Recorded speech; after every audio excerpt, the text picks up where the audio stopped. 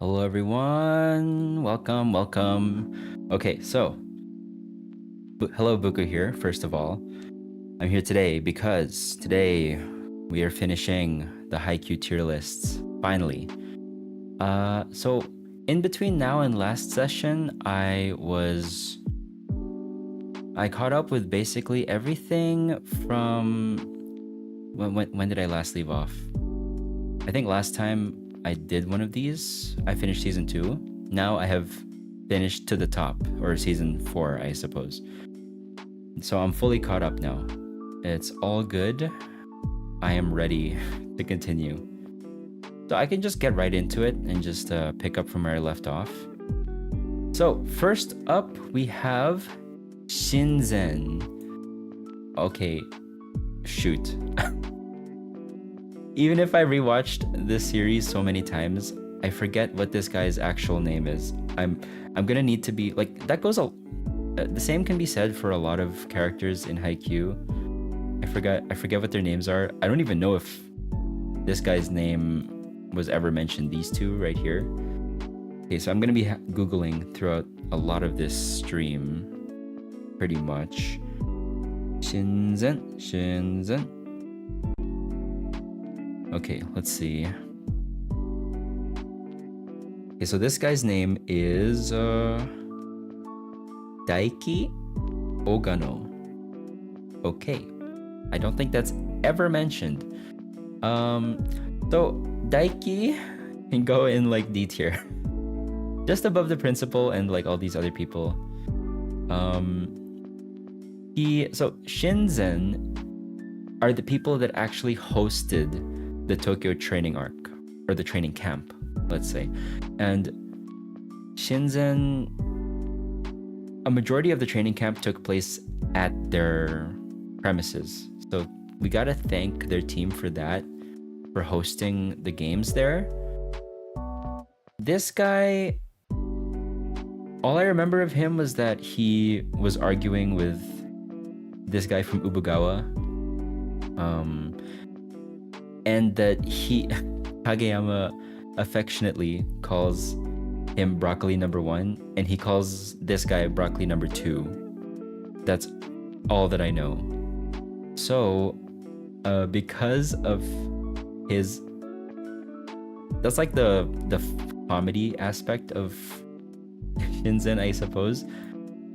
And the point of Shinzen was that their team specialized in combination attacks. So Karasuno took those moves and made it their own. So yeah, except for Shinzen, I think they only had 3 attackers. Meanwhile, Karasuno's philosophy is that everybody is an attacker. So all 5 of them jump at once. So yeah, that's Shinzen. Shinzen's captain at D tier. Next, we have broccoli number 2, who I'll put at C tier. I like this guy. He was friends with Kageyama in the Japan all youth camp. I don't know if it was called a camp as well, but yeah, the Japan all youth event, I'll say, where Kageyama was invited at the start of season 4 and directly after the Shiratorizawa match. So we know that this guy is good at volleyball. You can't be invited to an event like that and be bad, I think. So this guy is very capable. I think he's also a first year alongside Kageyama. So yeah, he was nice to Kageyama. He provided a normal person for Kageyama to bounce off of during the all youth camp. So it was nice. Because this guy was surrounded by people who were insane at volleyball. He was surrounded by like Miya Atsumu, Hoshiumi, Sakusa, Komori, and then and then Kageyama, of course. So like not everybody in the training camp is cracked, let's say, but he is at least decent and he's a good guy. So I put him at C. Next we have Ubugawa's captain. I think his name is Tarako, but I'm just gonna Google that to be sure. Ubugawa.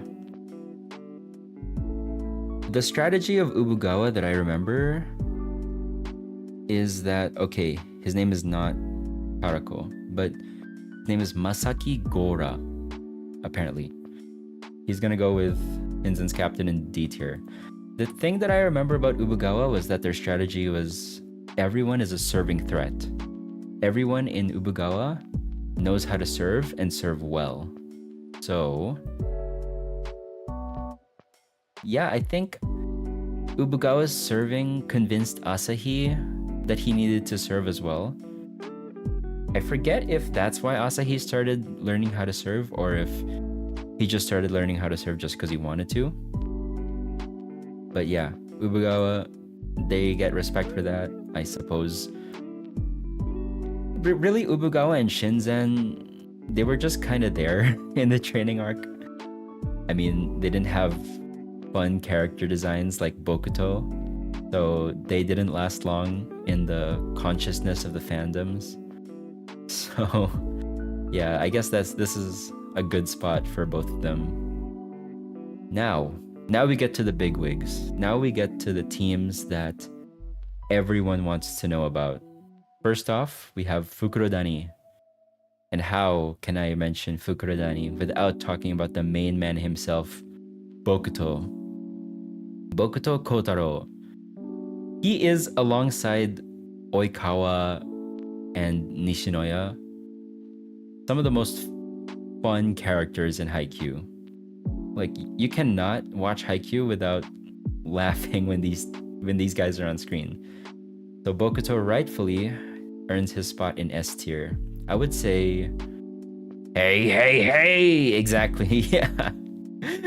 Bokuto is, I freaking love whenever Bokuto does anything. So I think it's fair to put him above Oikawa. Wait, do I think that? I think Oikawa is an amazing character. Oh. Honestly, either before or after Oikawa is a good spot for Bokuto. I think I'll put him beside Nishinoya. Yeah. Bokuto is 100% hype. And this is around the time that Furudate sensei started incorporating animals into every team. So Fukurodani are the owls. And Bokuto is a great horned owl. So that's why he's the captain, I suppose. The interesting thing is, he may be the captain, but he doesn't exactly lead the team.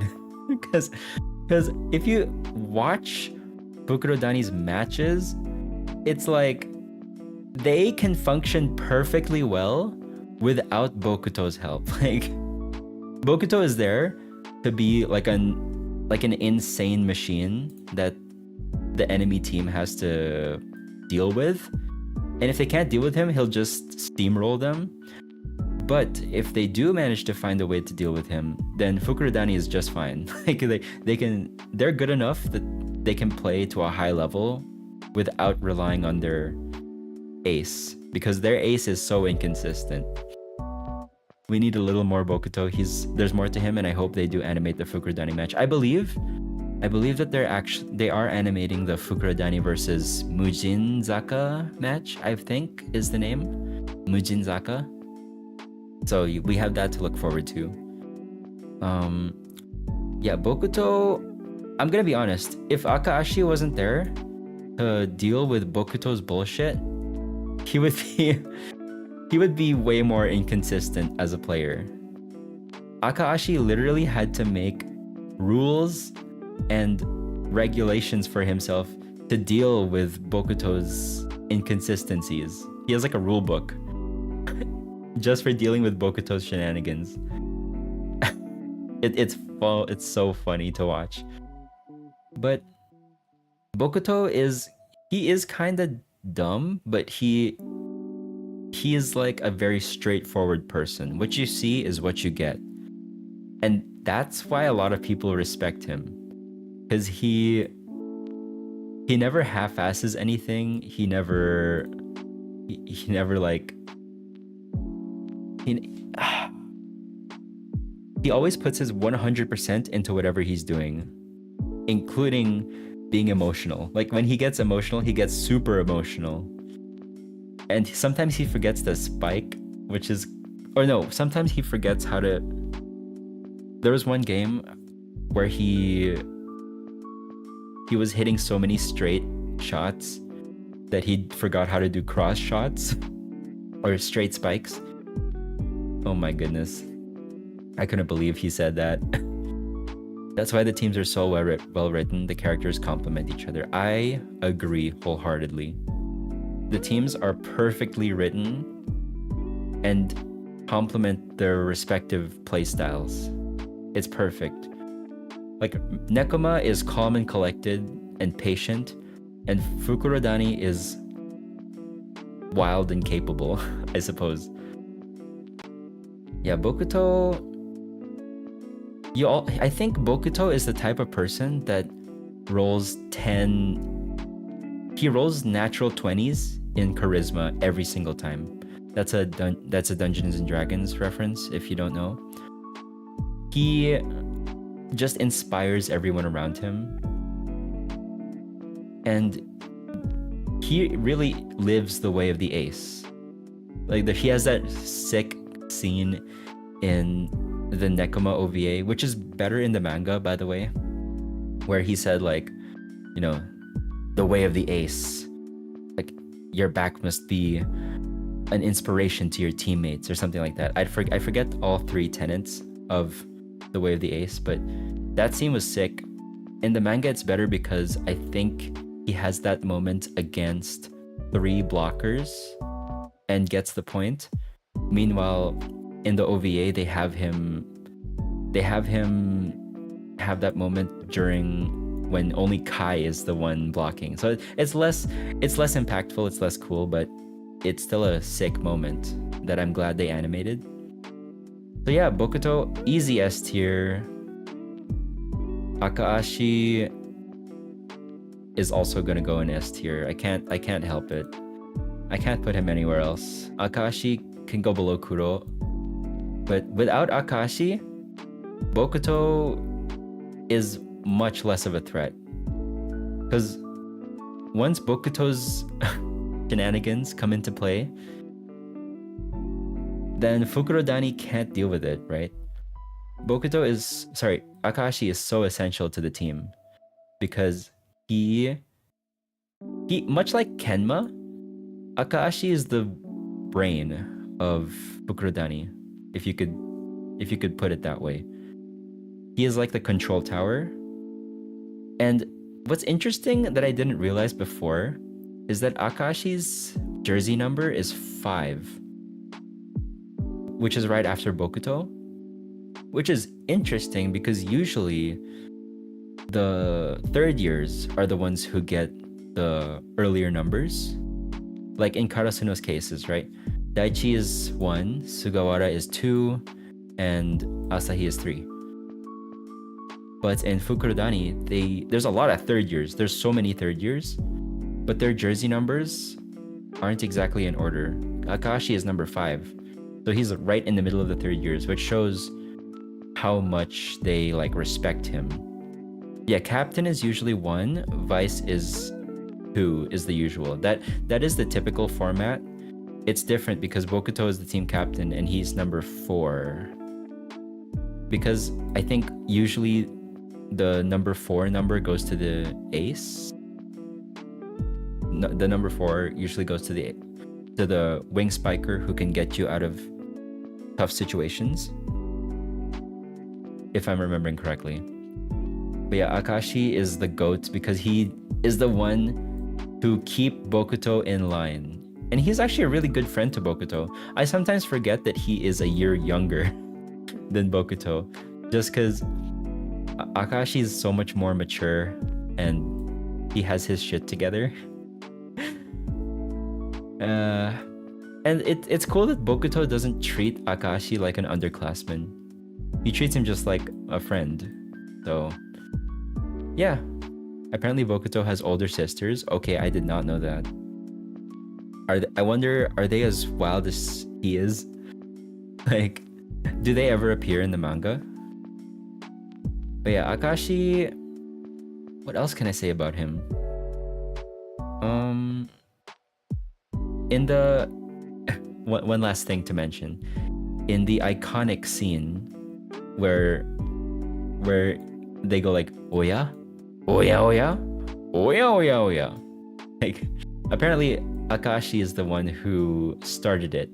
Akashi was the first oya, and then Bokuto is oya oya, and then Kuro is oya oya oya. I have no idea, but it is information revealed. Sounds good. Got you. I hope Furudate Sensei like made fan art of it. I love how they play off each other. 100%. They play off each other perfectly. So next we have the rest of Fukurodani. They don't get a lot of screen time or line or development, but what we do know, I enjoyed. Konoha can go to, I guess, B tier. I'll put him above the Dateko third years and Kinoshita. Actually, upon rewatching Haikyuu, I liked Kinoshita a lot more, so I might put him beside Terushima instead.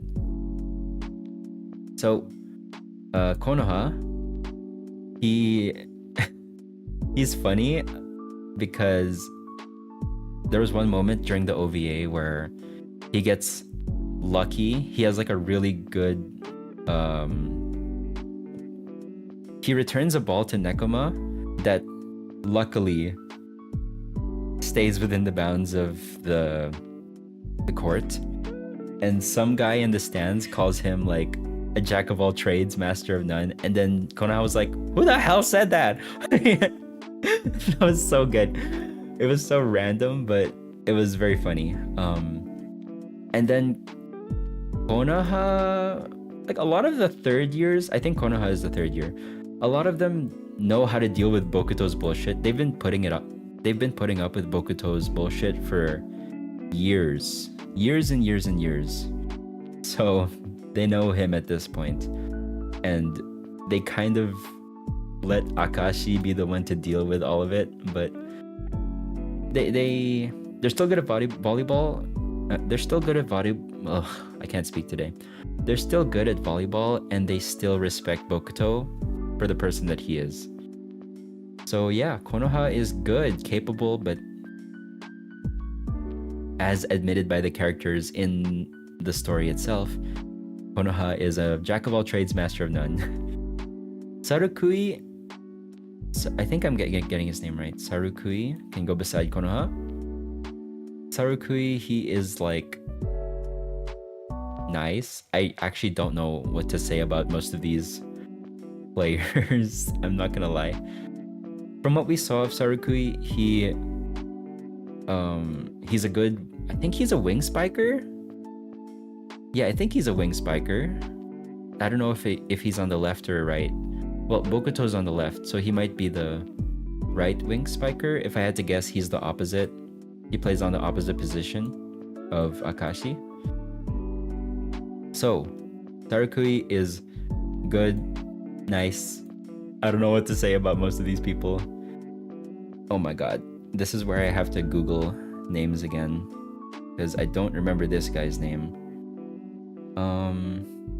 All I remember of Sarukui, the reason why I remember his name is because sometimes when Fukurodani's playing, one person, like either Bokuto or Konoha, will say like, nice spike, no, nice kill, Saru, and then it gets translated sometimes as monkey because Saru means monkey, and I'm like, what the, who's why is there a monkey on the court? No, they're just saying his name. So that's what keeps him in my consciousness. So this guy's name is Washio. Okay, well, Washio, as with most of Fukurodani, I suppose, is going in B tier, because I think B deserves to be the average. So this is where most characters are gonna go. Washio, all I remember about him was that I think he was talking to his kohais once during the Nationals game. Or maybe it's during the OVA, I forget. But he basically said that Bokuto is on the team for a reason, because he's amazing. Either that or he was talking about Akashi, I forget. I don't have the best memory with a lot of side characters, but yeah, Washio's good, I suppose. He's based off like the big burrow owl. I don't actually know what they're called, but the big black color owl. So yeah, nice. I don't know what this guy's name is either. Forgive me for not knowing most of their names. Oh boy.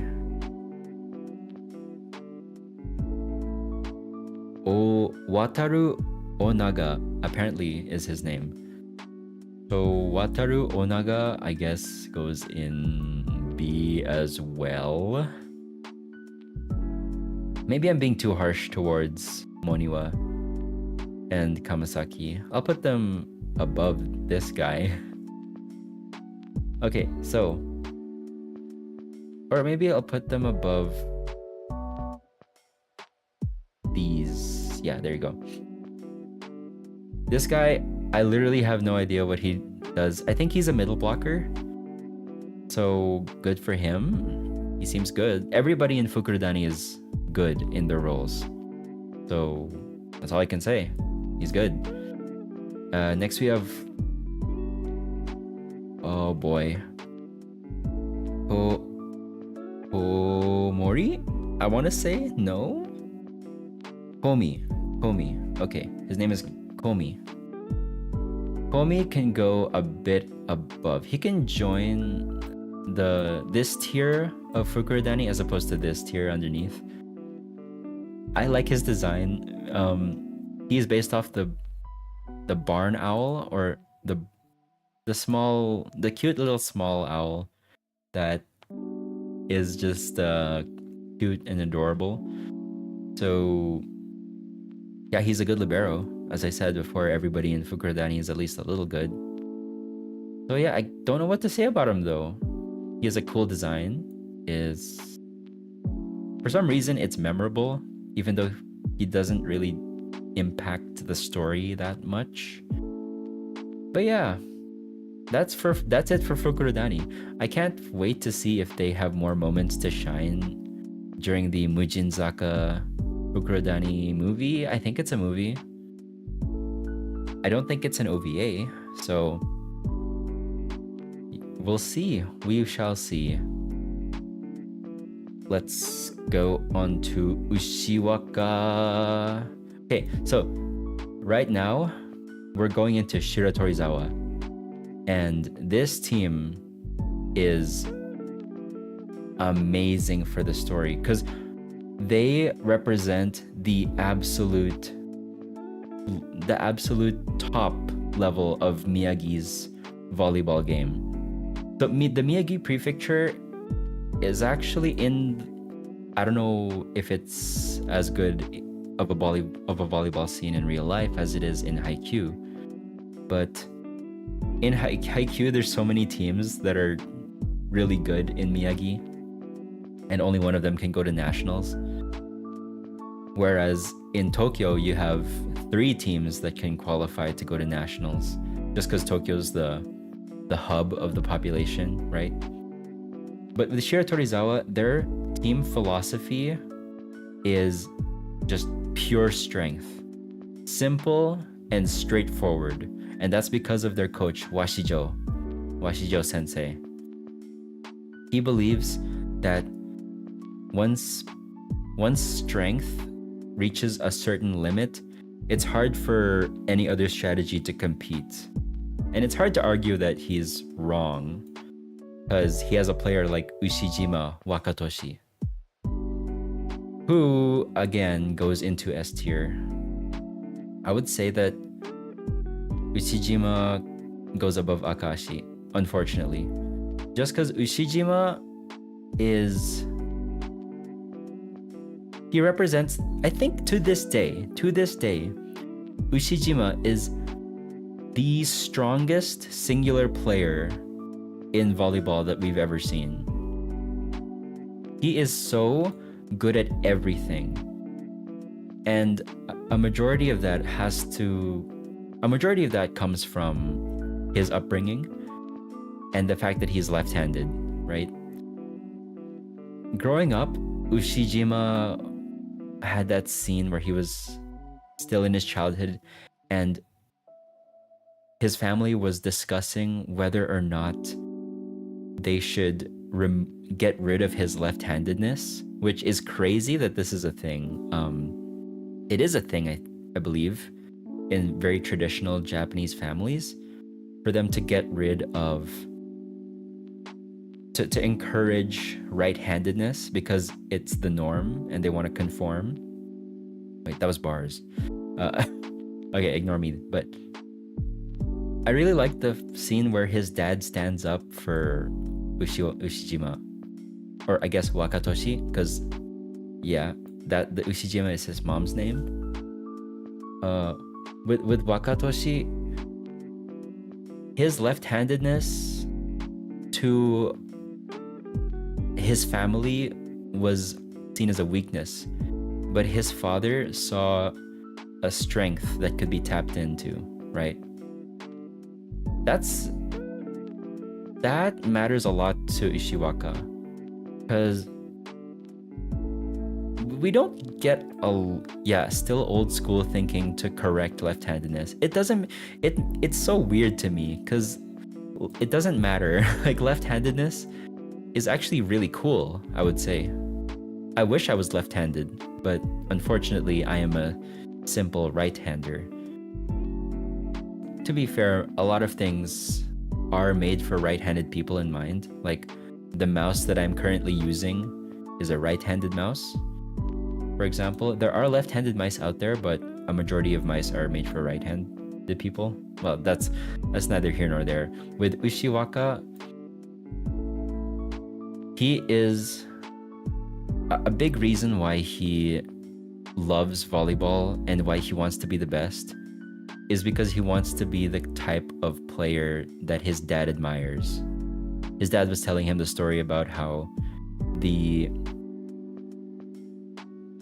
quote-unquote ace in his dad's national team, I think his dad was a professional volleyball player.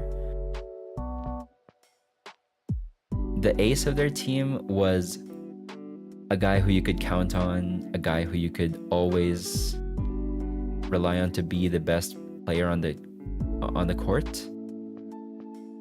The guy who you could rely on to be the best player on the court, and Ushiwaka wanted to be that. That's so cute. It's cute that at the core of this gigantic powerhouse of a player is just a guy that wants to do right by his dad, who stood up for him. I think that's so cool. My sister is ambidextrous because of that old school thinking, but later my parents let her use her left hand. I'm so sorry that your sister had to go through that, because she should not have had to, in my opinion. But you know, thankfully your parents came around and thought differently. That's good. With Ushiwaka, so that's everything related to his backstory. Now, let's go to his gameplay. Ushiwaka, his gameplay is ridiculous. Not only did he get every spike that he was a set in during the Karasuno match, he spiked every single ball that he was set, and he got it all in. That is insane. Like, it just shows he lives and breathes volleyball. He is that pure and simple strength that Washijo Sensei tapped into or was looking for. It's so lucky that Washijo Sensei got a player like Ushijima. Ushijima is so good that he is the representative player for the Japan national like youth team. Hello, just subscribed. Oh, thank you so much. Thank you so much. I hope you like. I don't do these streams often, but I love talking about Haikyuu. So thank you so much. Ushiwaka is the gentle giant that everyone is afraid of, but I like that Tendo sees him. Yeah, I'll get to that when I talk about Tendo, but Ushiwaka, it's kind of sad because he is so intimidating that people don't want to approach him. The only people that I think really know who Ushiwaka really is, or Ushijima, are Ohira Leon, Tendo Satori, Tendo Satori, and Semi. Though I would argue Semi not as much, because even he was still intimidated by Ushiwaka. So with Ushijima, there's that part where Kageyama and Hinata were jogging and then they accidentally bump into Ushijima on the street, which, like, what are the chances? Miyagi must be such a small town. Or no, Miyagi's a prefecture. The town that they're in. Yeah, Japan! Yeah, exactly. It's like, what are the chances they meet this guy when he's on his jog? And in that episode, or in that chapter of the manga, I suppose, Hinata jumps and grabs a ball that Ushiwaka was gonna get.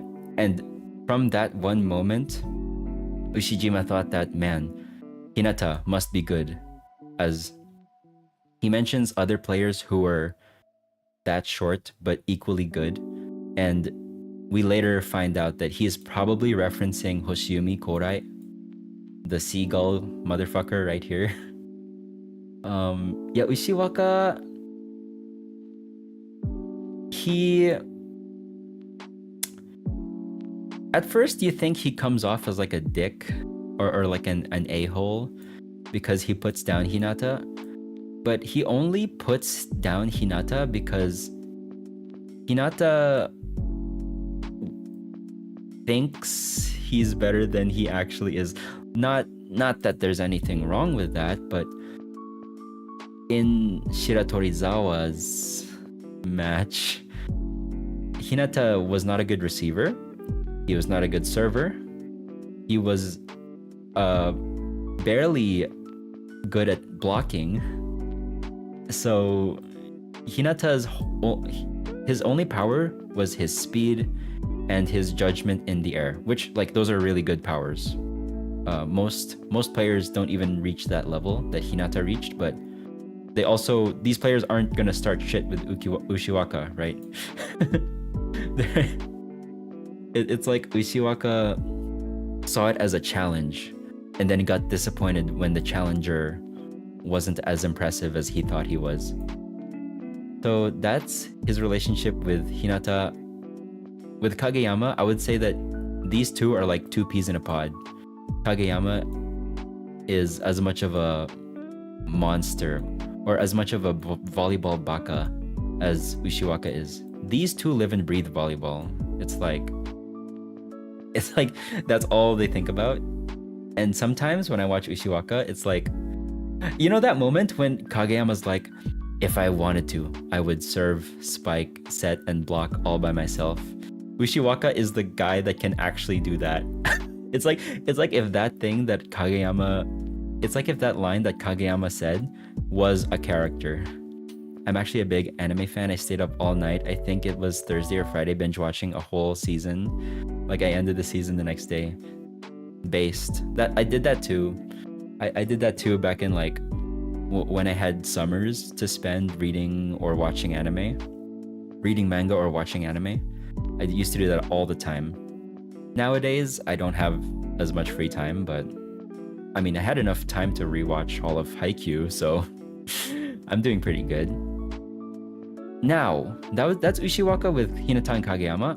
Now, the next important relationship is Ushiwaka and Oikawa. Because if Oikawa was the antagonist to Kageyama's story, then Ushiwaka is the antagonist to Oikawa's story. Bro, I actually like this anime. I fell in love with this anime. For real. This is my favorite anime ever made. This is 100% my favorite anime. And yeah, part of the reason why I'm doing this is to showcase my love for it. It's kind of sad that Oikawa never got to get his revenge against Ushiwaka. But hopefully when they're adults, they'll be able to, I don't know, battle again in some way. Okay, so I do know that there's a time skip. I do know that. I don't know what happens in the time skip, but I do know that it happens. And I really hope that Oikawa somehow manages to win against Ushiwaka in some way. I don't know. Just because I think Oikawa is very respectable. He's a just normal person. And Ushijima Wakatoshi represents everything that Oikawa is afraid of. Getting left behind by people who are just innately more talented. But Ushiwaka is not just all talent. He also works hard. There's that saying like, hard work beats talent when talent doesn't work hard. Unfortunately for a lot of the players, this talent is working his butt off to be good at volleyball. So he got to this point through practice, natural talent, and hard work. So he's very commendable in that way. I'm currently in my last year in school, but my school is year-round, so basically I won't have free time to binge watch anime anymore. Yeah, it's rough. But hopefully you can have more time in university, or I guess in post-secondary school. Yeah. Good luck with your last year in school though. Ganbare, do your best. Okay, so with what do I have left to say about Ushijima? I want to say before I forget, Ushijima, the reason so Furudate Haruichi likes to make references to Japanese folklore or Japanese media. You'll see that more during the Inarizaki match. And Ushiwaka is actually the name of a Japanese, I forget if he was a politician or a folk hero from way back in the day, right? This is like a long time ago. And this hero's name was Ushiwaka Maru, right? That's why Ushijima's name is Ushiwaka, because Ushiwaka Maru, you could think of him like the sort of like a Hercules figure of Japan. Just like this insane hero who's like so good with the samurai sword and so agile. And Ushiwaka Maru famously had a bodyguard. I think it was a rival, an enemy combatant turned companion or retainer, I believe, called Benkei, which is what Ohira Leon is designed after. There's a moment. Well, I'll get to that when I talk about Leon, but yeah, that's why that's like a reference. Ushiwaka Maru and Benkei. Yeah, Leon is such a chill character, 100%. I go back to school next Friday. My God, I don't want to go. Good luck. Good luck to you. Who's your favorite anime character out of all the anime you watch? That's a hard question. Well, my favorite character in Haikyuu is either Yamaguchi or Daichi. So these two are my favorites here. For different reasons. I like Daichi because he's the kind of person who I want to be. And I like Yamaguchi because he's the kind of person that I am. So yeah, that's like the TLDR on that. Is that everything I want to talk about when it comes to Ushiwaka?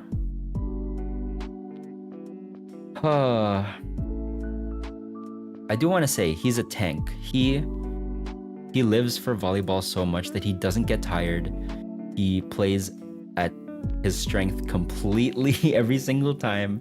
He is a freaking bulldozing machine that just tears through teams.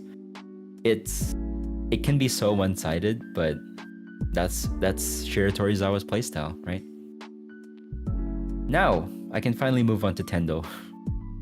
So Tendo Satori goes in S. So Tendo, he is, I guess, the defensive expert of Shiratorizawa. Tendo is so funny to watch. One, he looks freaking weird. Like, people say that Tendo is volleyball Hisoka. If you've watched Hunter x Hunter, that's that character is not known for good things, let's say, in Hunter x Hunter. But here in Haikyuu, Tendo is, he has like a weird streak. He's kind of scary. Yeah, you can't help but love him, but he's kind of scary, just a little bit. There are points in the Shiratorizawa match where Tendo kind of scares me, but he is, at the end of the day, just a guy who just wants to do things that he likes, which is play volleyball. He doesn't want to do anything bad. He's not violent like Hyotani. He's the kind of weird that you can vibe with. And he's the kind of weirdo that can crack the shell of Ushiwaka. Because he doesn't care, you know. With Tendo, we learn about... So, throughout the majority of Haikyuu, we learn two kinds of blocking. We learn commit blocking with Inuoka, where one player marks one other player and they just focus on blocking them directly. Then we learn about read blocking with Date Kogyo, where they wait for the toss to go up and then they immediately jump up to block whichever spiker the ball goes to. With Tendo, we learn about guess blocking, which is where you just like, fuck it, just intuition.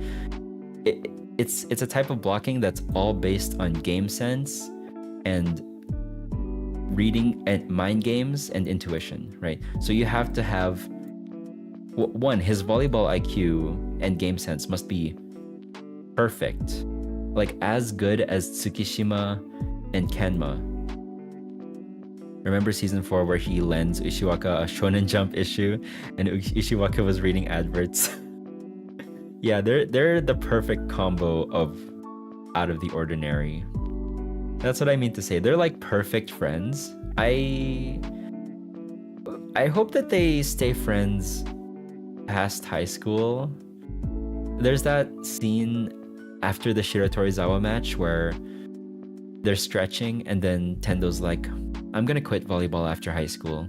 But I hope that when you're famous in the future, you tell them about your good pal Tendo in Shiratorizawa. Yeah, I hope they stay connected. Let's see. They do stay friends? Good. Thank God. I'm happy about that. Okay. I do want to stay mostly spoiler free when it comes to the time skip, but I'm okay with that spoiler. Okay. Let's see. That is Tendo. I think I could be wrong about this, but I think Tendo is supposed to be designed after like an Oni. Like there's this like Japanese folk story of like a red Oni and a blue Oni, and the red Oni sacrifices his reputation with a nearby village so that the blue Oni can be accepted. I could be wrong about that, but that reminds me of Tendo in a way, because he acts like a weirdo guy, but he's actually nice deep down. I don't know anything about that. You can look the story up. It gets referenced in anime a lot. But yeah, his animation when he does guest blocking is sick and so scary. Like the hand animation is next level. Hands are already hard to draw, but the way they animated in Haikyuu, it looks incredible. You didn't read it, but I've seen it. Ah, I see. Got you. I think that's all I can say about Tendo. Oh, one more thing. Tendo was actually pretty nice to Hinata during the Shiratorizawa training camp. he was actually talking to Hinata and didn't try to put him down. He was just like, damn, crazy that you're here. Hello, welcome to the to this stream. I'm just chatting about my favorite anime. Yeah, Tendo's chill. If there's any character that I want to have a beer with, it's Tendo. How are you guys? I'm good. Hope your day is good as well. Oh, okay. Next character in that I have here is Ohira Leon. Leon can actually go into B tier. I won't put him that high, but I like this guy. I actually do really like this guy. I will put him above Terushima. Your favorite is Noya? Good choice. Noya is absolutely one of the standout characters in Haikyuu. He's a bundle of energy. And you cannot watch this anime without remembering Rolling Thunder! Right? Noya is a solid choice. So with Leon, I mentioned before that he is the Benkei to Ushijima's Ushiwakamaru. So Benkei was known for being like a wall. Benkei historically was known for blocking Ushiwakamaru. They fought on like a bridge, and Benkei just would not let Ushiwakamaru pass. And that is his philosophy as a player. He is more defense than offense. Both him and Hayato, I think is his name, Hayato, they are the best receivers in Shiratorizawa. Like Ushijima is pretty good at receiving as well, but this guy, he gets a lot of the jump floaters, he gets a lot of the spike serves as well. And he's just solid. And he acknowledges Daichi as being amazing at defense. There's a line where he says if Karasuno didn't have this guy, then their defense would be full of holes, which is so true. That's why I love Daichi. There's also Leon. Actually, I don't know if he's as good of friends with Ushijima, but I think he understands Ushijima innately. He mentions that they call him the volleyball baka, which is the most appropriate thing you could say about Ushiwaka, right? More than a bakemono, more than a genius, he's just a guy who really, really, really likes volleyball. Do you play volleyball? You seem really into it. I actually don't. I don't play volleyball, but Haikyuu is my favorite anime. I know a lot of people that did start playing volleyball because of Haikyuu though. I'm not one of them, but I gotta respect it. Oh boy. Daichi is literally a presence that makes me calm regardless of the situation, which is why I love him. Yeah, exactly. That's what makes Daichi so good. Oh my gosh, is it hot in your area right now? You have my condolences. Please stay cold, stay chilly. That's rough. I'm actually going on vacation, not soon, but later in the year. I'm going on vacation to a tropical country, and I'm low-key worried that I'm gonna be drenched in sweat every day, every morning.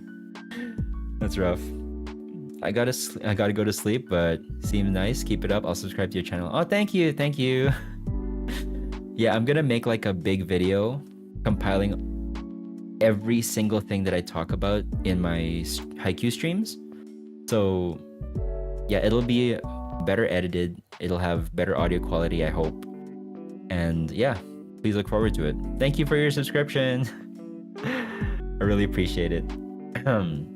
Let's see here. So, with Leon, yeah, I think he's a solid player. He's like the kind of player that Daichi is. So, I respect anyone who is in that role. It's like same thing with Kai from Nekoma. I respect anybody who's like a defense. He's not flashy, but they're just solid. Plus, my mom has the air on 95 right now. Oh god, that's so rough. Yeah, please make sure you have electrolyte drinks like Gatorade or Powerade or Pocari Sweat. Yeah, it saved my life while I was in Japan in the middle of August. 100%. They help so much. After that, we have Goshiki. Goshiki is the future of Shiratorizawa. So obviously, Ushijima is not going to be in Shiratorizawa for forever, right? Like... Oh, sorry. I'm just... I got a text from somebody. Okay, sorry. Obviously, Ushijima is not going to be in Shiratorizawa forever. He's a third year. So Goshiki is the future. And what we know of Goshiki, he is amazing at volleyball. In terms of how much I like him, I'll put him about here. Yeah, no, maybe above Nakashima Takeru. Oh, no, above Hyakuzawa. There you go. Yeah, this is better. So Goshiki, he is kind of a dork as well. I don't know why, but Goshiki reminds me so much of Rock Lee from Naruto. I don't know why. I think it's the gung-ho personality. It's the weird haircut that looks like kind of like a bowl cut. He doesn't have the bushy brows, but you know, Goshiki is a good kid. He likes to show off, but he's still a first year, so he's not perfect. And he's low-key competing with Ushiwaka in some ways. There's that really good scene. So I mentioned before that in the recap movie, the animators added an extra scene with the Aoba Josai third years. These guys right here. Wait, where's Hanamaki? There you go. They did the same thing with Shiratorizawa. So in the Shiratorizawa movie, Goshiki was so worried that like, oh no, what's Ushijima-san gonna say to me? Because Ushijima was imparting last words to every single player, which one shows that Ushijima pays attention to every single person on the team. That's what makes him a team captain. He is like, I think again going back to Ushiwaka for a bit, he represents the way of the ace shirt that Bokuto got perfectly. Like, your back must be an inspiration to your teammates. Every spike must be hit or something. Goshiki was so worried that Ushijima would point out every single thing wrong with his game. But when Ushiwaka actually got around to him, all Ushijima said was, "I'm counting on you," or "Tanomu." And Goshiki was like, "Hi." That was so good. Simple, very simple, but it showed that Goshiki, he was trying so hard to be worthy of having the title of the next ace of Shiratorizawa.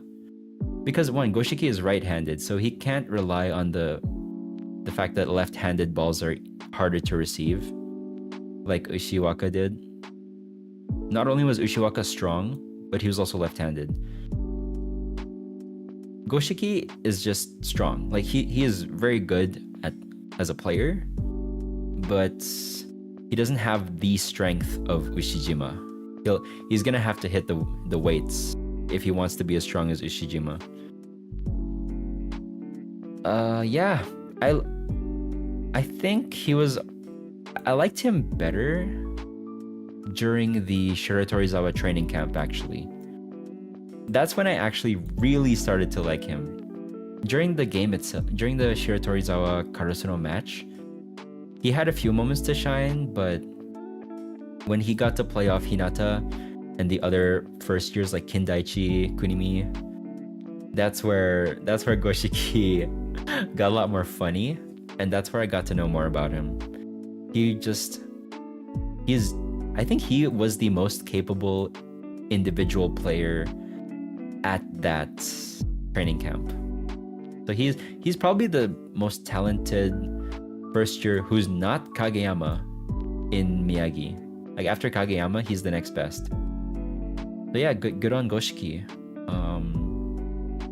Next we have Shirabu. Shirabu, I mentioned before that Shirabu is the kind of setter that doesn't like to stand out. I'll put him in B under Leon.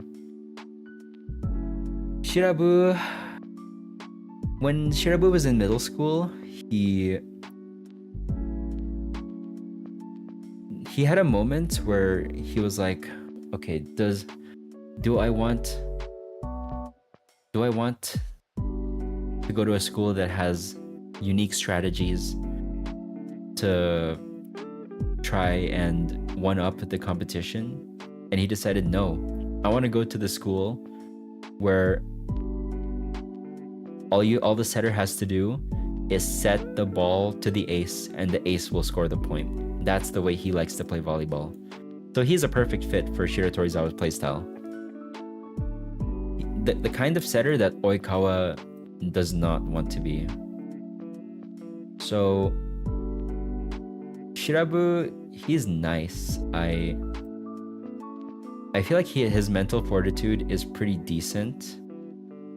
A big reason why Tsukishima got the point, was able to kill block Ushiwaka, was because Shirabu's set was wonky. And that's because Tsukishima was putting pressure on him for many rallies before that, right? So Shirabu acknowledged that letting Ushijima get kill blocked was mostly his mistake. And he locked in, and they completely destroyed Karasuno in the next set. Like it was so one-sided. It was so one-sided that the manga and anime basically skip the third set. They just have like they just immediately jump to where Karasuno is about to lose it. So Shirabu didn't let that setback get to him. So yeah, his mental is pretty good. You want to know how it's really hot because steam was coming off my furniture? Oh my god, that sounds insane. That sounds like heat wave level. Please stay safe. Please stay cold. I'm actually worried now. Okay. Yeah, that's it for Shirabu. Next we have Kawanishi Taichi. So Taichi can go underneath Shirabu. Okay, with Kinoshita, I'll actually put him above Inuoka. Let's see.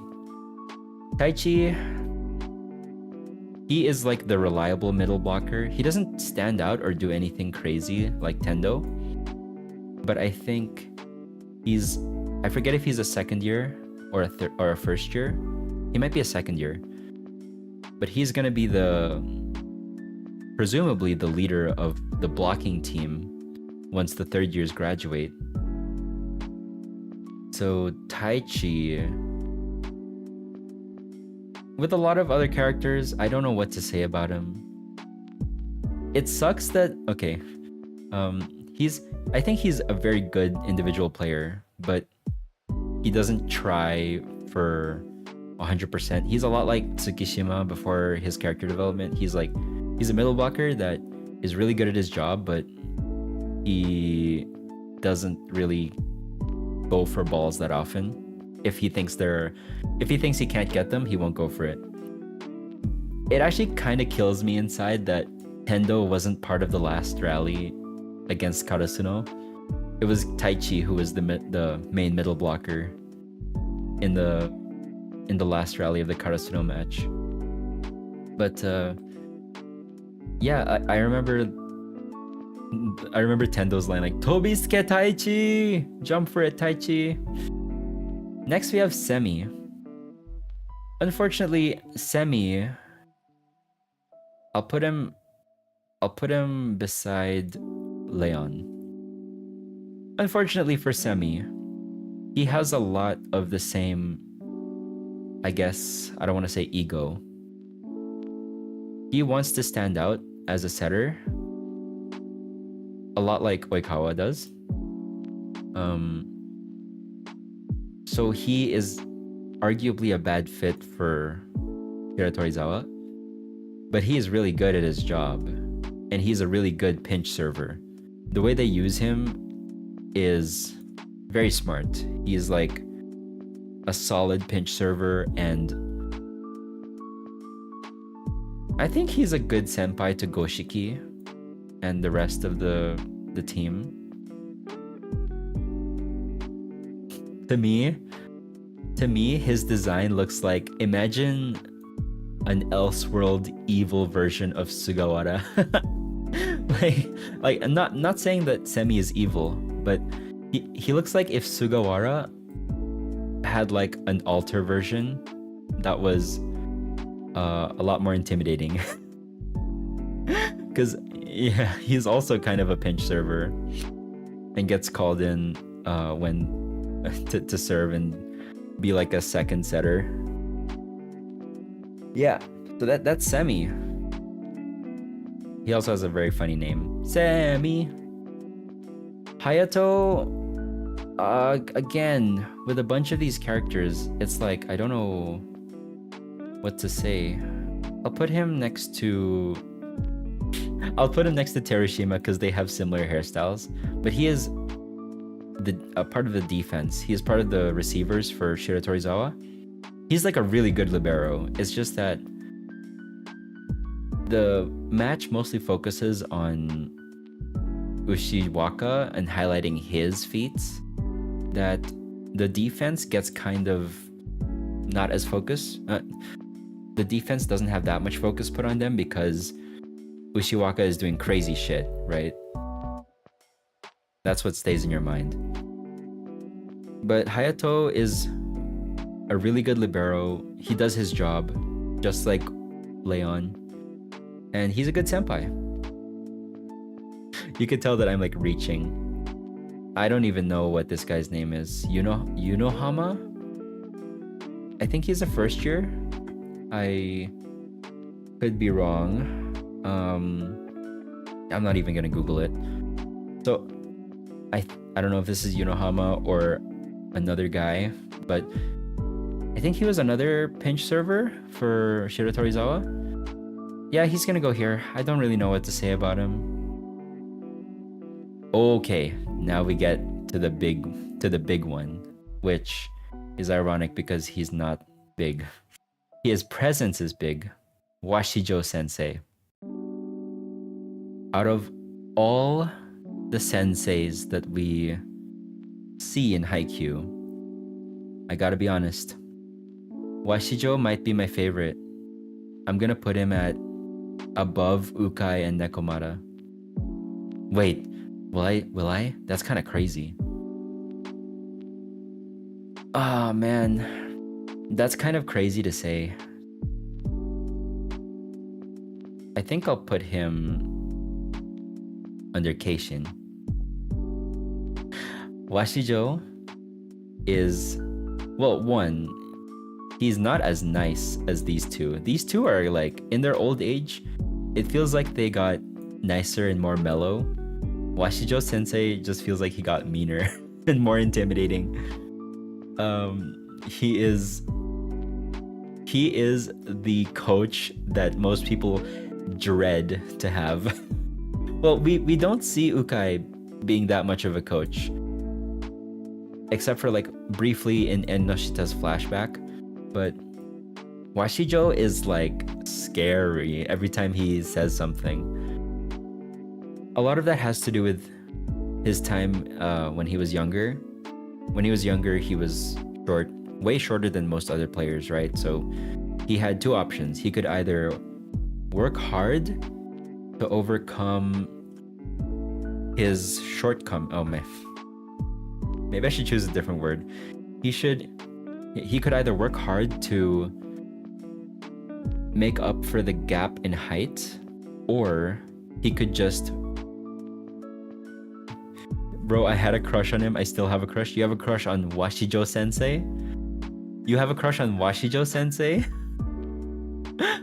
Wait, that's kind of insane. I'm just surprised. I'm surprised. I'm not trying to shame. That's just interesting. I've never heard anyone having a crush on Washijo. Okay. Nice. With what was I gonna say?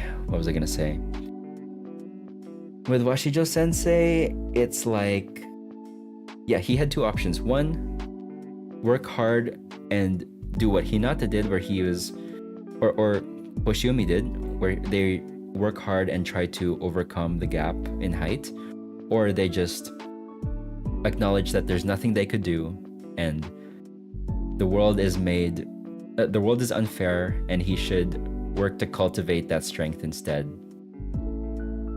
I think that's the biggest reason why he wanted to beat Karasuno. Because yes, it was the battle of concepts. That's the name of the movie, literally. It was a battle between their opposing ideologies with volleyball. But with Washijo Sensei, I feel like a part of him didn't want to acknowledge that he could have chosen the other option. He could have chosen the option to like work hard on himself instead of giving up. Well, not giving up, instead of choosing the other option. But at the end of the day, that's what he chose. And that match, he wanted to deny Hinata so bad because he didn't want to... Yeah, he wanted to deny Hinata so bad because he didn't want to come to terms with the fact that he might have chosen wrong. That's just my reading on it. Where it becomes kind of interesting is during the Shiratorizawa training camp, where he doesn't let Hinata participate in the actual camp. Well, first of all, Anabara himself mentions that he wanted to invite Hinata, but Washijo Sensei denied. So I don't know how it happened. Like, bro, I just saw the anime. I looked at him like, oh my god, he's fine. Wow. Hey, based. That's amazing. I respect it. I just noticed this. I don't know if you noticed this too, but like every anime I watch has the anime character that's older and they still look younger. They'd be like 1,000 years old. No, yeah, for sure. That's like a very big trend in anime. It happens way more often with female characters than it does with male characters. But yeah, this guy is still looking pretty spry for like an 80-year-old man. I don't know how old he is, but yeah. Oh boy.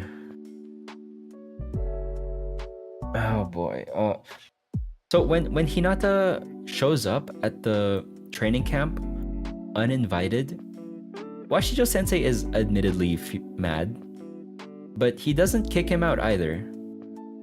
He could have easily told Takeda Sensei, Hinata is not allowed, and that's it, right? I think part of Washijo Sensei wanted to do that, he really wanted to kick Hinata out, but another part of him actually has this interesting respect for Hinata, but not enough to overpower the other half. It's like Washijo Sensei has two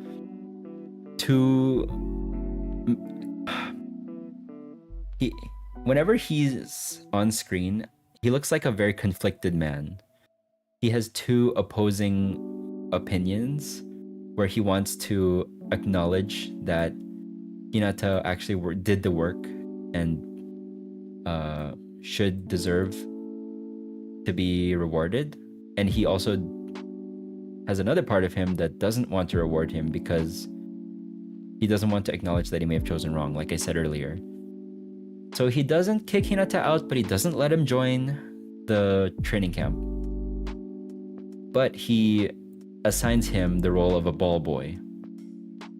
And you could read this whole scenario in many different ways. You could read it as like, oh, Washijo Sensei doesn't care about Hinata, so he just gives him like a role of a ball boy, like whatever. Just, yeah, you can be here, but you're not going to learn anything, that type of thing. Or you could read it as Washijo Sensei maybe is giving Hinata the training that he thinks Hinata needs. Hinata doesn't need to train with spiking anymore or jumping because he's good at that. What he does need to train on is seeing the game from the outside and receiving, right? Hinata needed to work on his game sense most of all. So you could see that Washijo Sensei, part of him was trying to help Hinata. It's so interesting. It's so interesting. That's why I love his inclusion in the story so much. It's crazy that I don't know, even I find it crazy that I put him above Ukai and Nekomata. Part of me thinks that Ukai and Nekomata deserve to be higher than B. Now that I'm looking at this roster. Okay, I'm gonna put Ukai and Nekomata beside. Is that going back on my philosophy? No, I don't care. I don't care. I'll arrange it like this. I couldn't sleep well at night if I didn't change it in some way. Yeah, Washijo Sensei is my favorite coach though that we've ever seen. I have this friend group and they're literally always arguing with me about which anime character is the finest. Those must be some very chaotic DMs. Power to you. Power to you. In Haikyuu, which other characters in Haikyuu do you think are fine? Like, you said that you like Washijo Sensei. Are there any other characters? Okay, so that's it for Shiratorizawa. I think I did a pretty decent job covering my bases. I'm gonna quickly go to the bathroom and I'll be back to talk about the rest of the characters. So this is everything here is post Shiratorizawa. So post the art style change. We'll get into it once I come back from the bathroom. Okay, I'll be right back.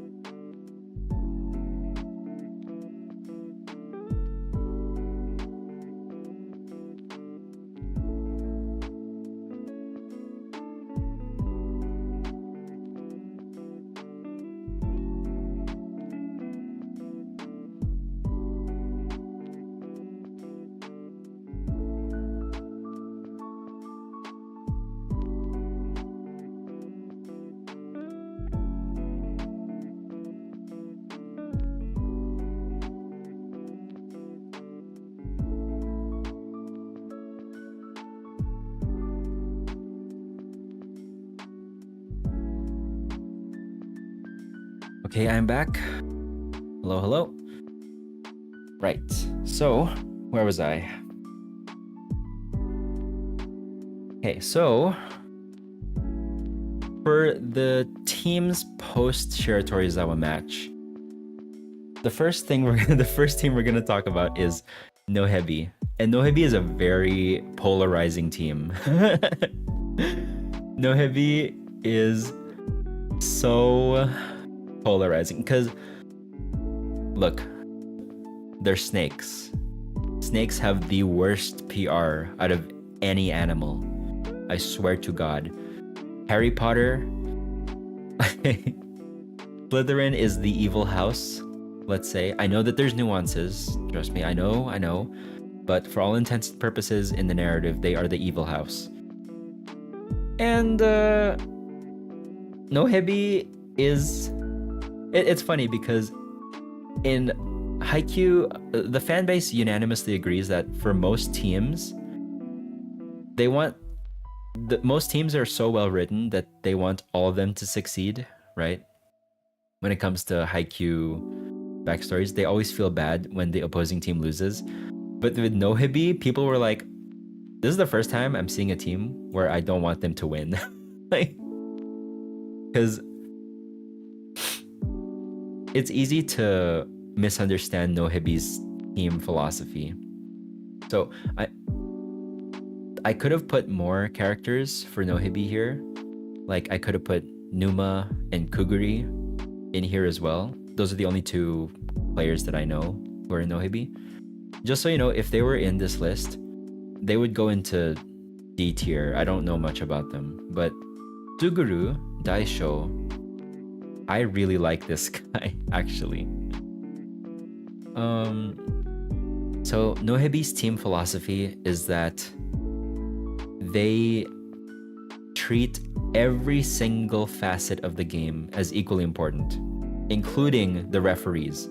So they manipulate the referees. They try to score points every single way that they can. Because they're not a bad team. Nohebi is a good team. They are all very good at volleyball. But in their eyes,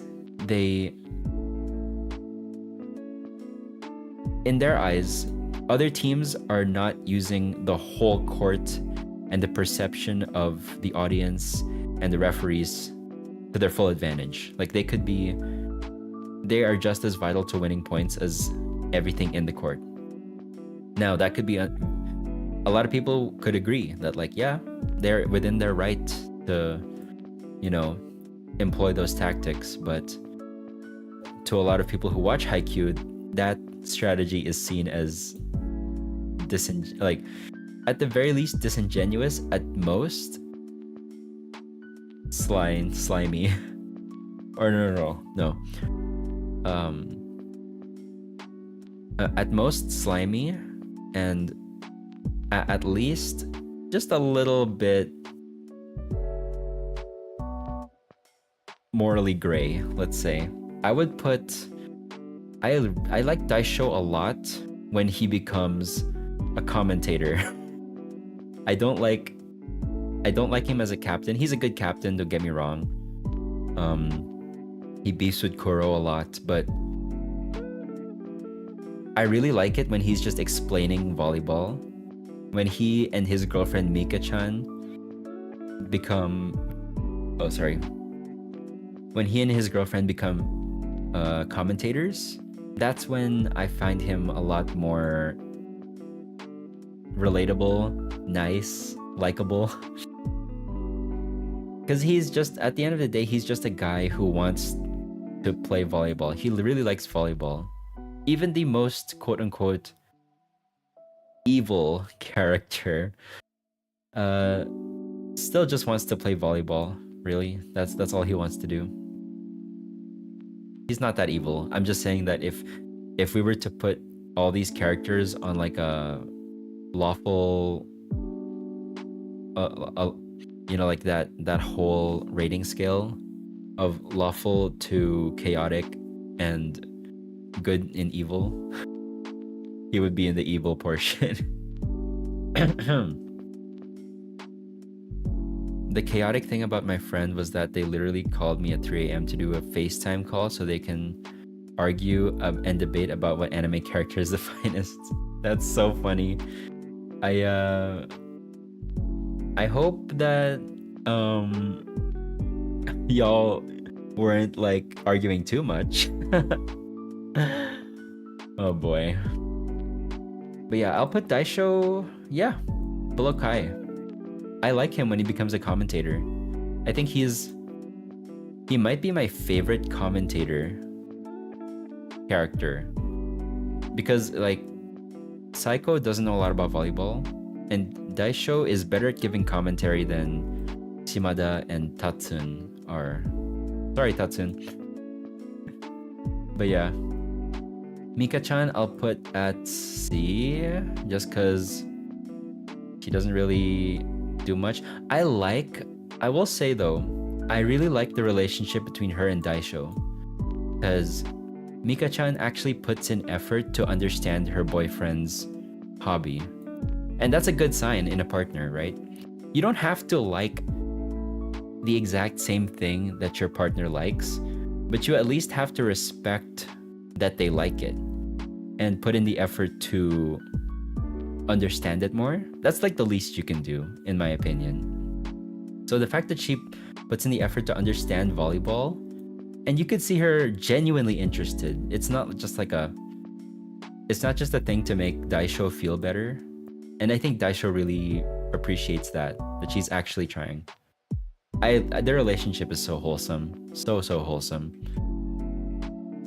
And she provides the reason why I think Daisho is a great character to commentate is because he can explain a lot of details to Mika-chan for the audience.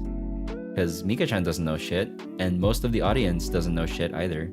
So, yeah. I'll keep it at that.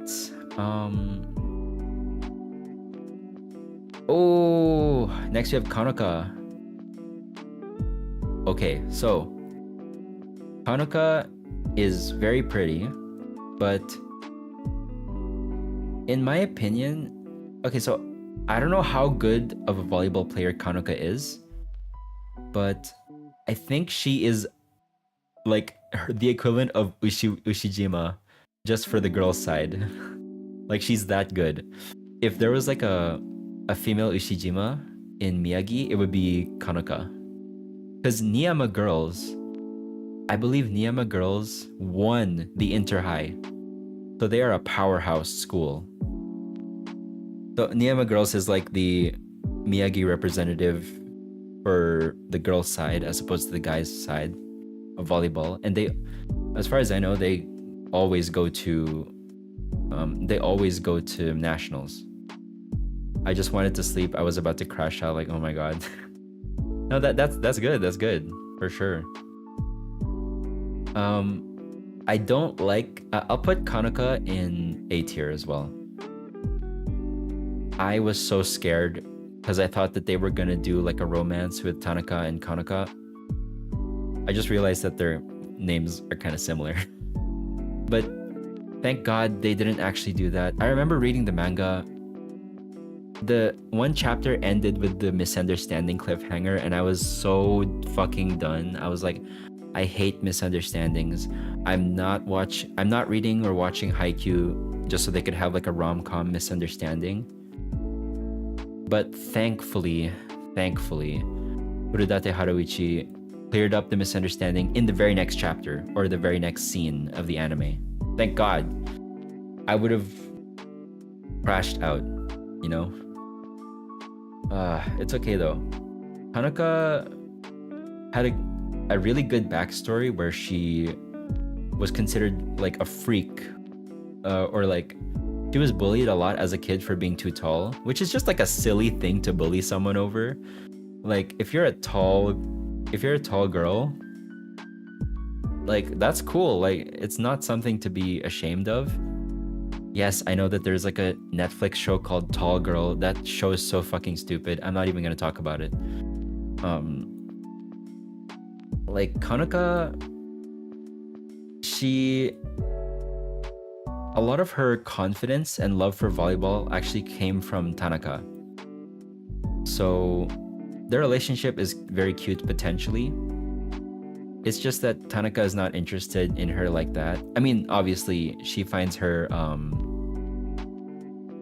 she thinks she's attractive, obviously.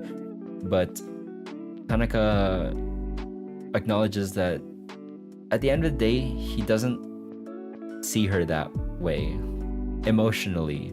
Tanaka is a very straightforward person. So he's not gonna go and court someone just because they look pretty. Although, I don't know, that seems to be kind of what he's doing with Kyoko-san. Okay, I might have to retract that.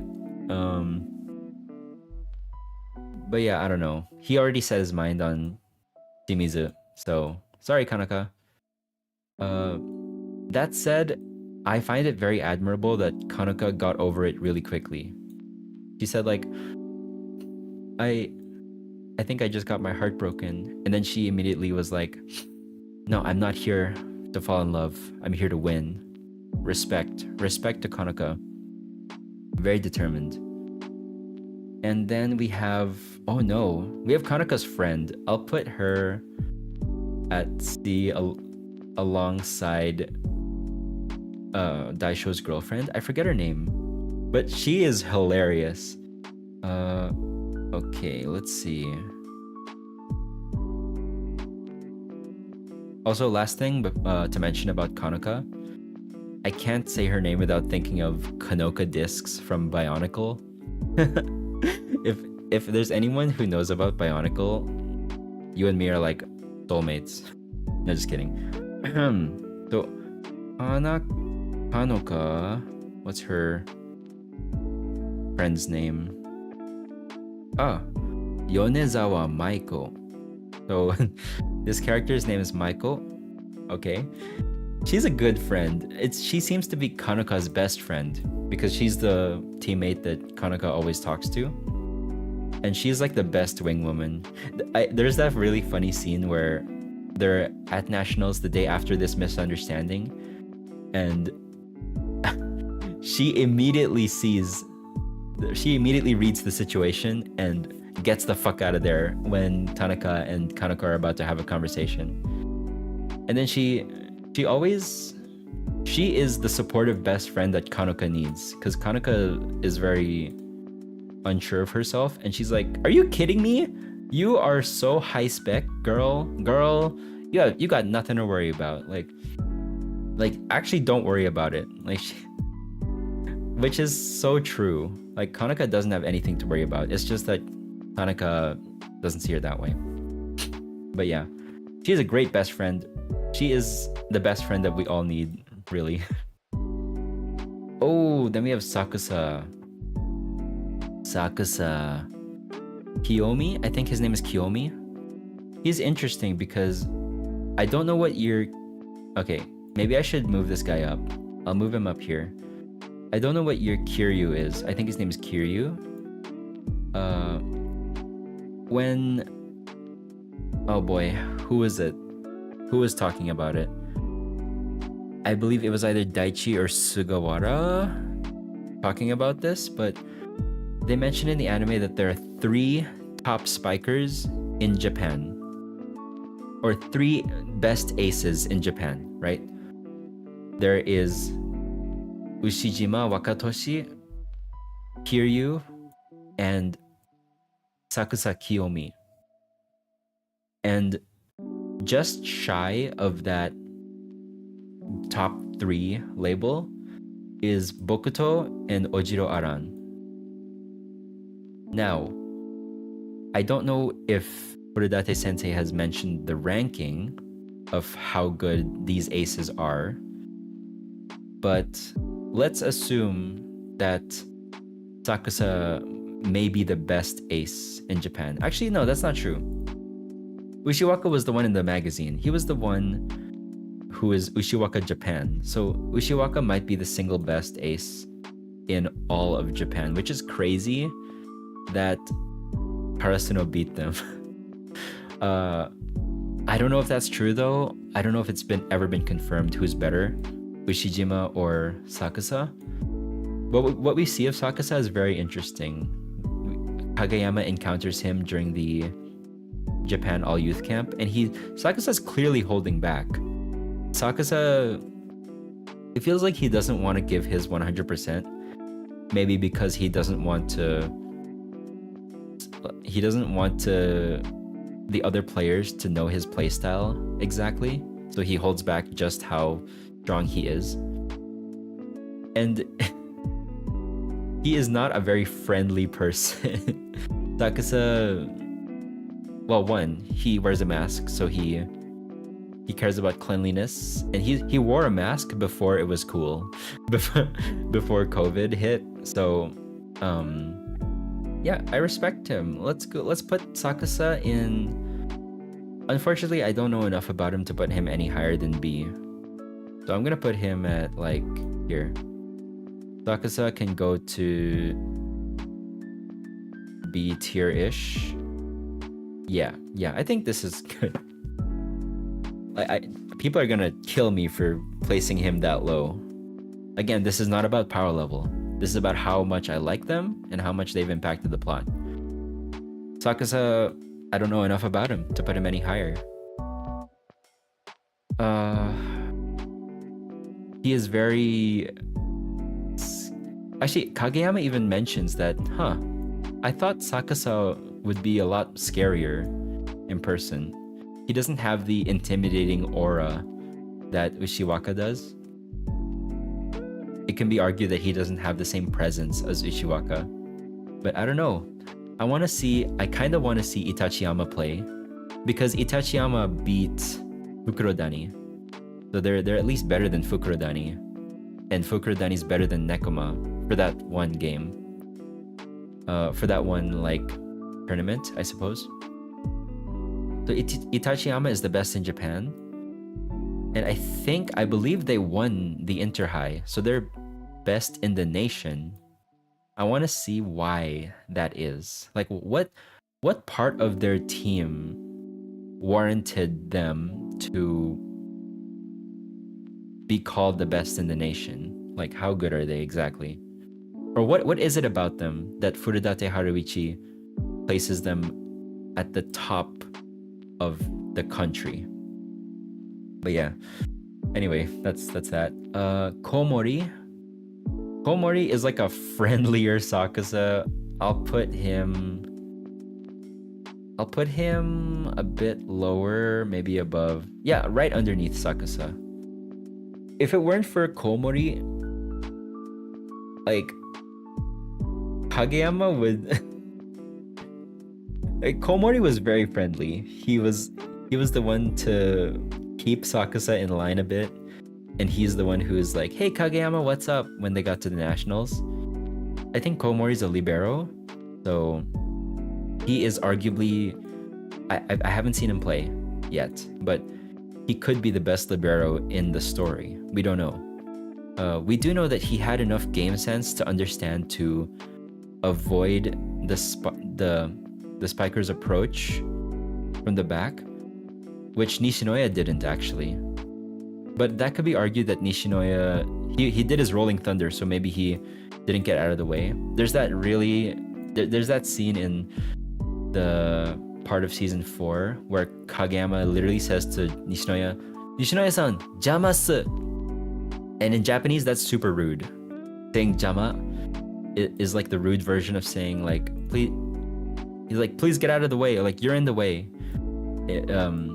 Trust me, it's a lot more rude in Japanese. I think, like, Kageyama doesn't have the best communication, right? But the reason why is because he saw that Komori was on it. His libero and spatial awareness was on point. And Nishinoya, maybe in that moment, he didn't have the spatial awareness at the time. So, yeah, Komori might be the best libero. I don't know. Oh wait, I think he won the best libero award. I forget if that was ever mentioned, but yeah, that's it. Kiryu can go to C tier. Sorry, Kiryu. I literally don't know anything about you.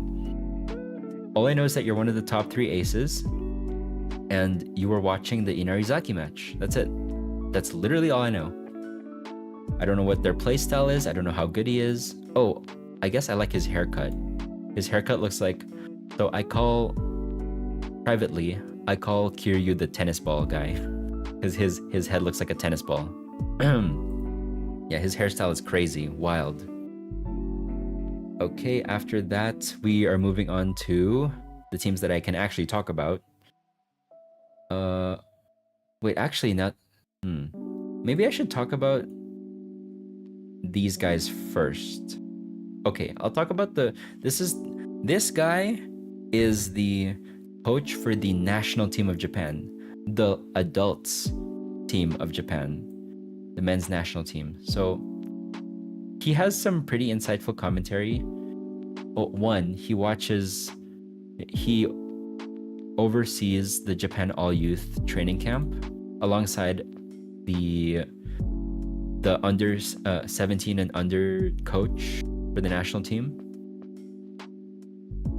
He offers a lot of insight into volleyball and the future of it and stuff like that. And he's there to represent, this is like people at the top of the game in the country, acknowledging this crop of high schoolers. So whenever they do something crazy in a match, he is there to be like, wow, they're really good, or they're like they're at such a professional level. He's there to offer that perspective. So yeah, I'll put him in B. Maybe that's too harsh. Maybe I'll put him like here.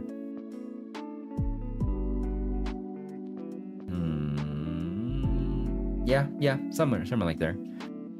It's a very important role to play in this story, and it sets up,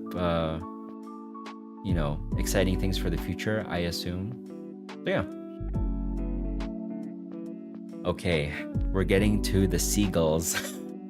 So Karasuno, their animal are crows, right? And with Kamomedai, I think kamome means seagull, so they are represented by seagulls, which you could think of as the crows of the ocean, right? Because seagulls are also omnivorous. They also eat everything, so I assume Kamomedai, Furudate Sensei's approach to designing Kamomedai was, what if Karasuno was doing the same thing that they're doing, but they were just better? That's my theory. I don't know what their actual playstyle is, but Hoshiyumi is the little giant that Hinata wants to be. Like, if Mia Atsumu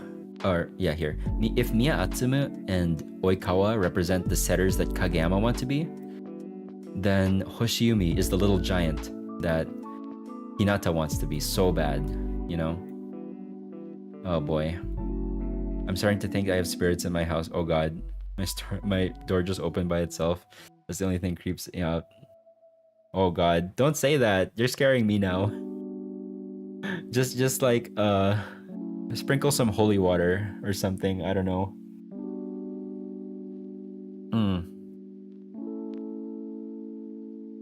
Okay. Back to Kamomedai. This is probably the wildest design that Furudate has ever made for this series. Hoshiyumi does not look like a person. Like, he doesn't look like a person in real life. I couldn't imagine anyone looking like this IRL. Mostly because of the eyes. Hoshiyumi's eyes have like this yellow thing around it because it's supposed to look like a seagull, right? Because seagulls have like those yellow things around their eyes. He looks very fucking weird. But he is ridiculously good at volleyball. I will say I'll put him beside Takeda. Will I put him beside Takeda? I really like Hoshiyumi. Looks like an owl. He looks more like an owl than Bokuto does, honestly. He looks like a snowy owl, you know what I mean? Like Hedwig. Okay. I think I'll put him beside Takeda Sensei. I really like Takeda Sensei too. If Takeda Sensei is my gauge for B tier, then Hoshiyumi can go here. He is... Yeah, he's the same tier as Sakusa. Yeah, I can get behind that. Also, I mentioned before that like the voice cast for Haikyuu is perfect, and the fact that they got Natsuki Hanae for Hoshiyumi Korai is so perfect. Because if you don't know who Natsuki Hanae is, he's voiced like every main protagonist in recent memory. He is Tanjiro from Kimetsu no Yaiba. He's Arima Kosei from Your Lie in April. And okay, this might be I might be getting a bit too ahead of myself, but I feel the exact same way about them casting Miyano Mamoru as Miya Atsumu. They literally have their Miyano voices Miya. It's so perfect. Like, this is the... Okay, I'll talk about it when I get to Miya Atsumu, right? I'll talk about it when I get to Inarizaki. With Hoshiyumi Korai, he is so good at volleyball. He does everything well. He can... What's this? He jumps high. He spikes really strongly. He does amazing quicks. What's this? He's a great receiver. He's a great blocker. He does jump serves that are really strong. He does everything. Bro is a one-man army, I would say. Yeah. Now, I will say, in the manga, that scene where he's like, Masani chisana kyojin! When he's like, that moment, it looks way better in the manga than it does in the anime. In the anime, they tried to do this thing where they made him look like a giant, but I don't know if it had the intended effect. To me, it just looked like he was off model. But yeah. He was like, it's better in the manga, but that moment still had a lot of impact because he just went stupid on the other team. He was just going crazy. And there's that really good scene. Well, should I talk about it now or talk about it when we get to Miya Atsumu? Okay, I'll talk about it now. There's that scene where Hinata sees Hoshiyumi play. Right after the little giant moment, actually. And Hinata, he tells the whole team, like, I'm so glad that I came to nationals. And he has that look where he's like even more excited because he sees what he can become. He sees the peak what can be achieved. Even though, let's be honest, Hoshiyumi is taller than Hinata. So he has like a good 5 centimeters on him or something. So it's not like Hoshiyumi's short or anything. But he's shorter than the average volleyball player, that's true. And then Hirugami, I believe his name is Hirugami. He can go a bit below. Like here. I'll put Hirugami over here. I don't know enough about him, but he kind of keeps Hoshiyumi in line. There's that scene where Hoshiyumi was being interviewed by that really nice lady.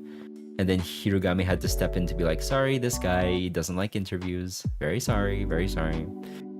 So he is a good teammate. I don't know anything about him. He has a good hairstyle.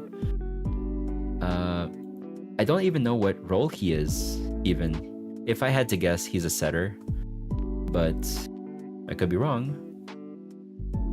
Bro, I'm home alone right now. Nobody's here. The fact that my door opened by itself. Yeah. One book fell off my shelf. Again, hope that you're okay. Just watch some nice anime. How tall are you? I'm 5'6". I'm keeping that a secret. Actually, no, it doesn't have to be a secret. I'm 5'9". I'm 5'9".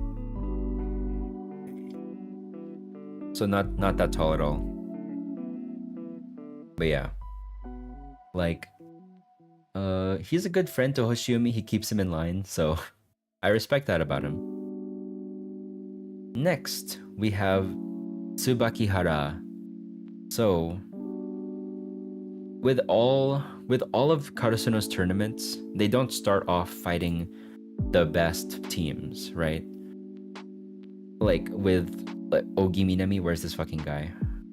This guy, Ogi Minami and Tokonami. Karasuno has to have like an introductory team to get them settled and to get the nerves loose, right? So Tsubakihara is their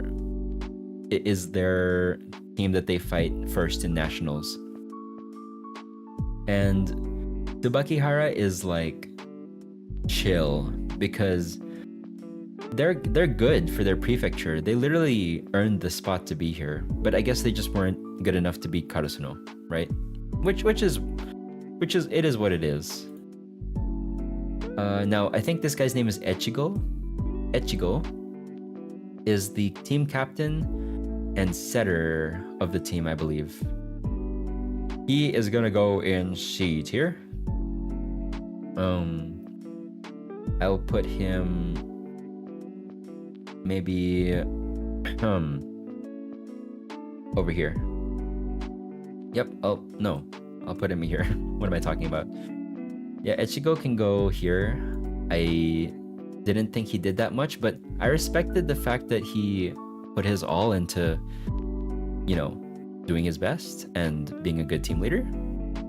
And it's like, it's sad because they thought that they were gonna win the second set, but they ended up going home, which is unfortunate, but that's how it is. Karasuno was the better team. Anime characters be having these long names. Yeah, oh for sure. Anime characters have such long names. Which brings me to Teradomari. Teradomari can also go into C. I think I like him a bit more than Echigo. This guy is the ace of Tsubakihara. He's really good. Your team has to be at least decent to represent your whole prefecture. So this guy is like good for the standards of the prefecture that he was in, but he's not good enough for nationals. And Karasuno was able to deal with him because they dealt with Ushiwaka, right? They dealt with Ushijima, who is one of the best in Japan, if not the best. So they were gonna have such an easy time dealing with Teradomari. It's unfortunate. Teradomari, he still got a good few spikes in though. But that's mostly because Karasuno was not used to the court yet, and they were still shaking off their nerves, right? Next, we have Himekawa Aoi.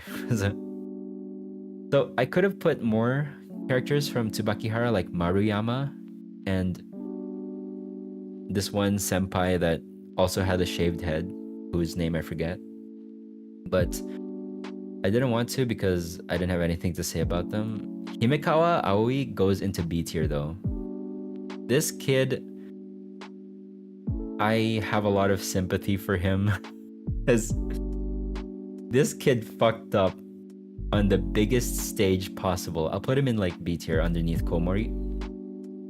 He was a first year and he botched his serve so badly. He hit the back of Teradomari's head. And it was Karasuno's set point as well. It's like the worst time to mess up. I thought like, okay, one, their coach is a sadist for letting that happen. Because apparently that was his first match, period. Like, that was his first official match that he ever played. And he's always gonna remember that the first time he played in his first match, he lost the set and he missed his serve completely. So it's so funny when after that went down, Yamaguchi and Kinoshita both were like, holy shit, why did the coach do that to him? Like these Kinoshita and Yamaguchi were like, oh my god, why? I would hate to be in his shoes. Oh my god. But when he actually got his serve up, it was like a ceiling serve. It was sick. It was like Karasuno almost couldn't deal with it. And he basically got his groove back immediately. You gotta respect that. Him and the whole team, the team wasn't mad about it. They actually, I feel like a lot of them could tell, man, we don't want this kid to feel bad. So let's make him feel, let's do everything in our power to make sure that this doesn't become a core memory for this kid. That this kid doesn't have to think about this every night he goes to sleep. Yeah, his ceiling serve was awesome, and it was animated so well. So yeah, I like Himekawa Aoi.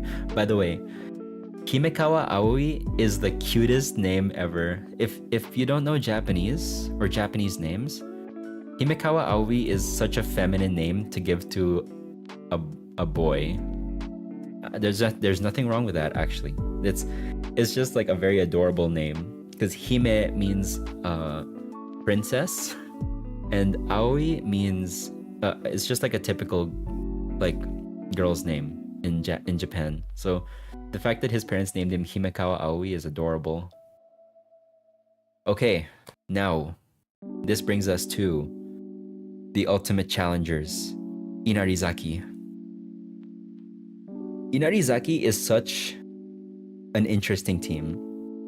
I have a lot of thoughts on it. Obviously, I just mentioned that I very recently finished watching To the Top. So I just finished rewatching the Inarizaki match. It's still very fresh in my mind.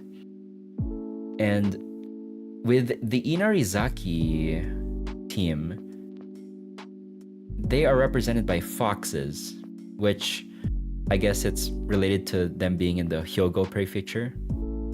The Hyogo prefecture it's right beside Kyoto and like Osaka.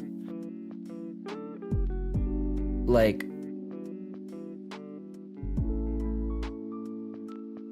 okay, I need to collect my thoughts. So with the foxes, with Inarizaki, I think that their Furudate is very, very particular with the color choice, right?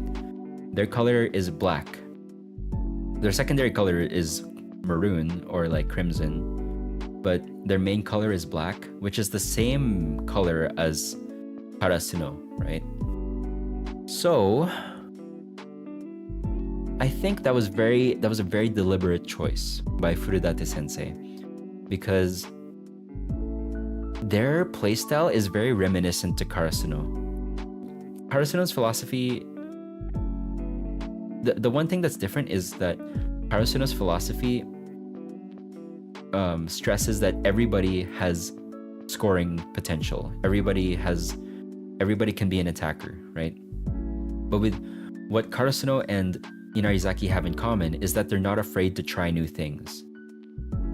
Like Karasuno always stresses like, let's come up with different strategies. Let's try to think outside the box. Let's, do everything. That is very similar to Inarizaki. They want to employ a lot of different strategies too. I don't know if they are established. I think they are. Okay, wait. What's it called? I feel like it's briefly mentioned that they're also not that established of a team. They're called the Ultimate Challengers. So people were expecting them to that kind of implies that they're the Ultimate Challengers. That implies that they're not an old guard, right? They're not an old guard of nationals. So I could be completely wrong about that, but that's just what I think it means. Now we got to talk about the Mia twins. These guys are, just from a character design perspective, these are my favorite character designs to come out of Haikyuu post Shiratorizawa. Like once the art style changes, these are my favorite character designs to come out of the new the art style change and from the Nationals period onwards. Because I don't know if it's just me, but I could feel a very noticeable shift in the feel of Haikyuu as a story from pre-Shiratorizawa match to post-Shiratorizawa match. A lot of that does have to do with the art style, but yeah, I don't know, I might be crazy. As I said before, Miya Atsumu, the fact that they casted Mamoru Miyano, or Miyano Mamoru, one of the two, I don't know which is his first and last name, that is perfection. When I was reading the manga, so I read Inarizaki before it got animated. Like after the Shiratorizawa match, I immediately went and read the manga. I had Miyano Mamoru's voice in my head when I was reading Miya Atsumu's dialogue. I thought that would be the dream cast. And they actually got him. They actually got the guy that you could see voicing Miya Atsumu as him. Perfect. Literally perfect. This is why the anime is so good. Like the casting director, they knew what time it was. I just can't even. So another interesting observation that I noticed is that this is how I feel about the Miya twins, right? The Miya twins feel like mirrors to Kageyama and Hinata.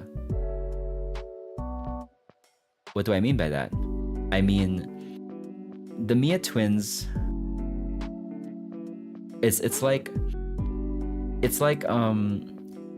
Furudate Sensei added Hinata and Kageyama together and then divided that by 2. If that's the best way I can explain it. It's like Hinata and Kageyama meshed together and then split into 2 people. Because Miya Atsumu and Osamu, they have almost equal skill sets. They're both as good as each other. And I think when they were kids, Osamu was even just a little better than Atsumu actually. But the difference was that Atsumu liked volleyball more. So he was the one who got picked for the youth camp. And also Atsumu has a more feistier personality. Okay, I'm gonna put Miyatsumu at S, obviously. I love this character. He is so good. I'll put him, I think, above Akashi. Yeah, I'll put him above Akashi. Yeah, Atsumu he's kind of scary, similar to Tendo. It's kind of like Atsumu has this sadistic part of him, almost. It's kind of scary, and he's not afraid to fight with people or argue that he is the best, because Atsumu is the best. But when he was a kid, his love for setting came from just seeing this guy help other kids set, and he thought that was the coolest thing ever. Actually, initially, he thought that the spikers were the coolest players on the court, but that event convinced him that he wanted to be a setter. So from that day forth, he put his all into being the best setter ever. And he gets really mad when the other players on the team are not, like, don't take full advantage and they're not able to score the point. He gets mad because I feel like part of him feels like they're disrespecting how hard he works, which is kind of toxic. I don't know if it's toxic is the right word, but they're disrespecting how much effort and how much he's practiced into being a good setter. So that's why has the competitive nature that is essential to being a pro player. There's that I watched this documentary called The Last Dance. It was about Michael Jordan. And in that documentary, Michael Jordan comes off as like a crazy person because he competes over everything. He is like so competitive, but that motivates him to be better at what he does. The same can be said for Miya Atsumu. This guy is insanely competitive to a fault, but that is the reason why he can excel at what he does.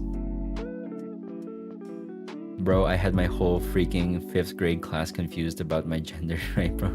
They all thought I was a boy. I had to explain to them that I was a girl, and they were all shocked. Damn, that's rough.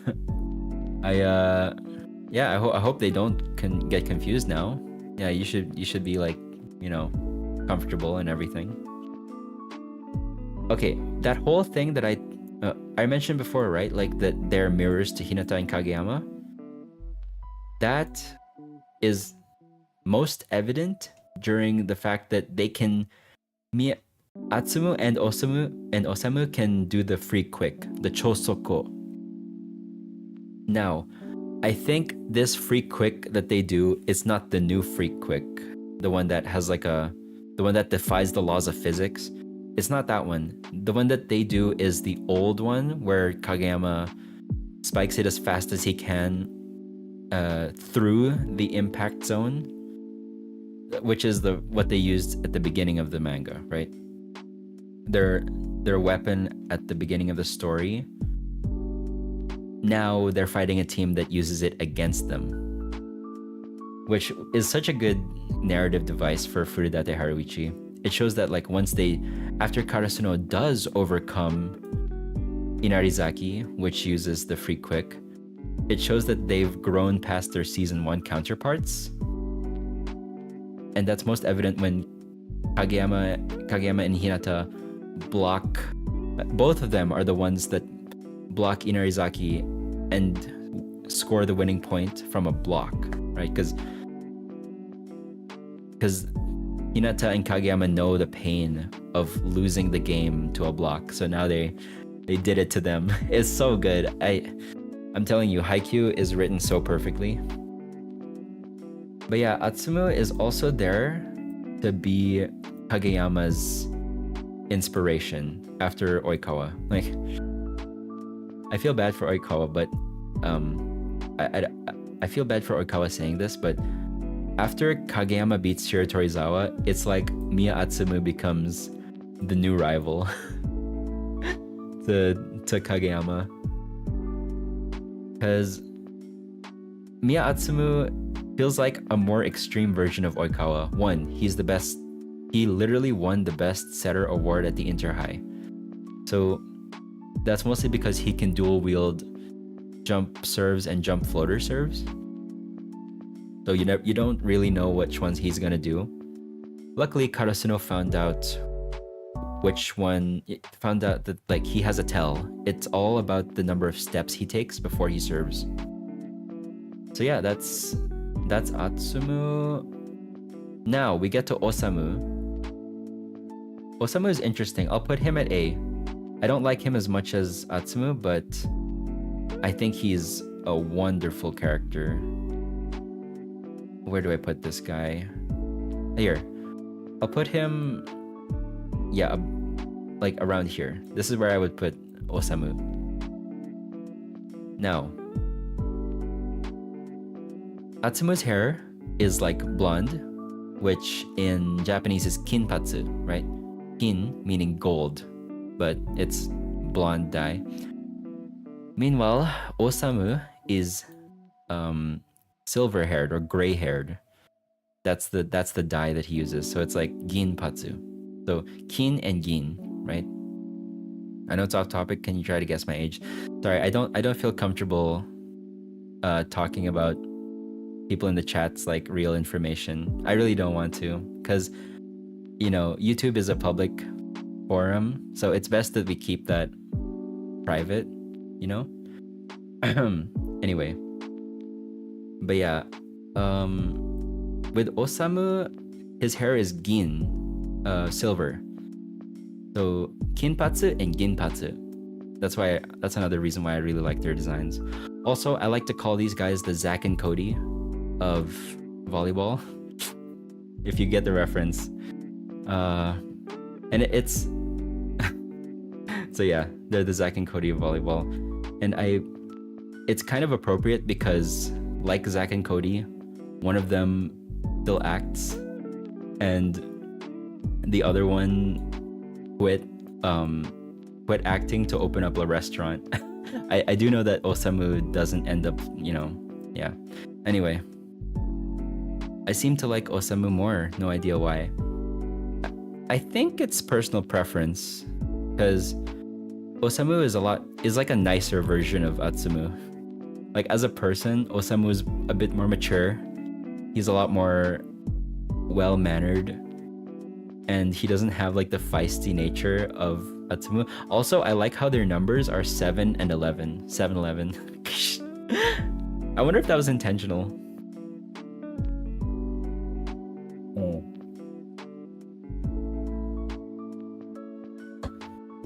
As kids, Osamu was a little better than Atsumu, but the difference was Osamu was very concerned about being a good person. Like when he told Atsumu like, hey, your teammates are arguing behind your back, but like Osamu, no, I didn't cut the chat off. No, I can still see it. Yeah, Osamu opens an onigiri restaurant. Hell yeah. Because like Osamu mentioned that he likes eating a lot. He said that Hinata plays volleyball like I eat my food. So it makes sense that he would open a restaurant if he loves food that much. Sorry. The difference is that Osamu is very concerned about being a normal person, for better or worse. He doesn't want to be the type of player that the rest of the team dislikes, right? He wants to be liked, and that causes some friction between him and Atsumu sometimes. Oh boy. But he is such a good player though. The fact that these two can recreate the free quick both ways, like Osamu can set to Atsumu the same free quick, is just ridiculous. Like again, these two are the mirrors to Kageyama and Hinata, right? I said that before, but it's like they're just so good at volleyball, dude. It's crazy. They have so many fans as well. They're like actual stars. They're like actual national stars. Just like Oikawa, actually. And they like to play around a lot.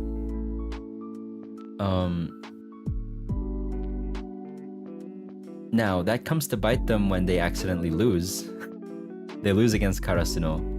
And there's that moment at the end where Osamu was like, we played around too much, Atsumu. And then Atsumu was like, yeah, Samu. Or the other way around. I don't know if you saw the question. I did see the question, but I don't want to answer it because I don't want to know private information. Okay? So yeah. Respectfully, I don't want to answer. Okay. Anyway, let's see. So, yeah, I think that's pretty much all I have to say about Osamu. He's like a nicer, more mellow version of Atsumu. Yeah, the only thing is he can't do jump floaters. He only does jump serves. But I like him. The fact that he is not in S tier doesn't mean I dislike him. Yeah. I just like Atsumu. Chobitto dake aishitoru kara na. I just like I just like Atsumu a smidge more than Osamu. Anyway, now we have Kita Shinsuke, and I cannot explain how much I love this character. Kita Shinsuke can go next to Kenma. I love Kita Shinsuke. Kita is crazy because imagine he only had one episode and he became a lot of people's favorite character. Like, isn't that insane? Isn't that insane? I feel like out of every single Haikyuu character, out of every single person here, Kita Shinsuke is the best person. He's not the best player. He's not the best team captain, let's arguably. But he is the best person in Haikyuu. He's just a good guy. He's just a solid dude who is kind, and he's just so chill. Out of every single player here, he is the one who I want most as a best friend. I want to go through life knowing Kita Shinsuke, or knowing a person like Kita Shinsuke. I guess the easiest thing would be to be like, hey, instead of saying that you want to know Kita Shinsuke, why not try to be Kita Shinsuke, right? So he is a very model person, a role model. Yeah, he doesn't demand respect, he is respect. Exactly. Yes, I agree 100%. Daichi is still my favorite, but I love him so much. Must protect. Everyone respects him. Yes, he has that really nice flashback with his grandma saying that like the gods are watching all around you. And then later on he says, you know, that's how it started, but eventually I just started doing the things in my life because it felt good to do, not because of any other reason. Which is a sign of a good person. His current worry is always something about his grandma. Oh, that's so cute. See, this is what I mean. Kita Shinsuke is the best guy. He's the best person in Haikyuu. I feel like, okay, I think I read somewhere that some people think Kita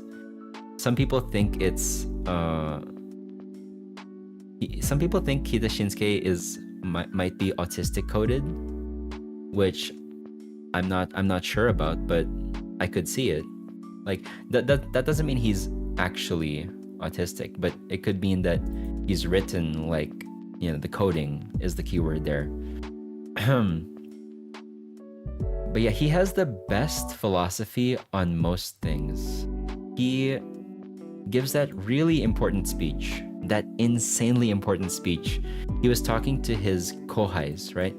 The kohais were like, man, Kageyama is a genius or a monster. And he's like, well, when people just say that players are geniuses, like Ushiwaka and Kageyama, that is kind of a disservice to them because they work harder than anybody knows. It's downplaying the amount of hard work that they've actually put into becoming good. You know, and that's kind of rude. That's essentially what Kita Shinsuke said.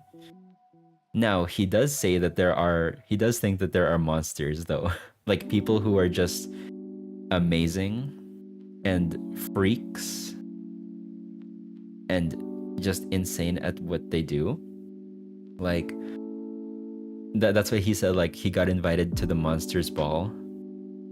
I want to see more of Kita Shinsuke. It's like crazy how he became everyone's favorite character in such a short amount of time. And there's that really heartwarming moment where he actually gets a jersey for the first time. Because like I rewatched the match, right? Apparently Kita Shinsuke, he wasn't a main player on his middle school volleyball team, and he wasn't a starting member in all throughout high school. Not even in Like, he didn't even play in a match until his 3rd year of high school. So the fact that the coach, oh man, I should have put the coach here. Hold up. I should have put the coach for Inarizaki here. Yeah, he never had a jersey until his senior year. Isn't that insane? That is insane. Okay, wait.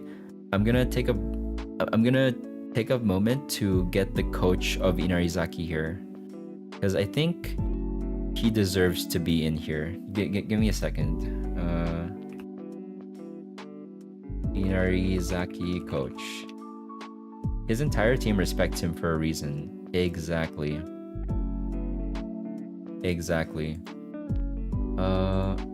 Okay, this is about as good a screenshot as I have.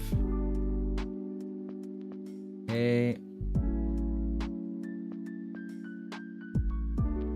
Let's see. Does this work? Okay, good. Bring this back. He leads by example, for sure.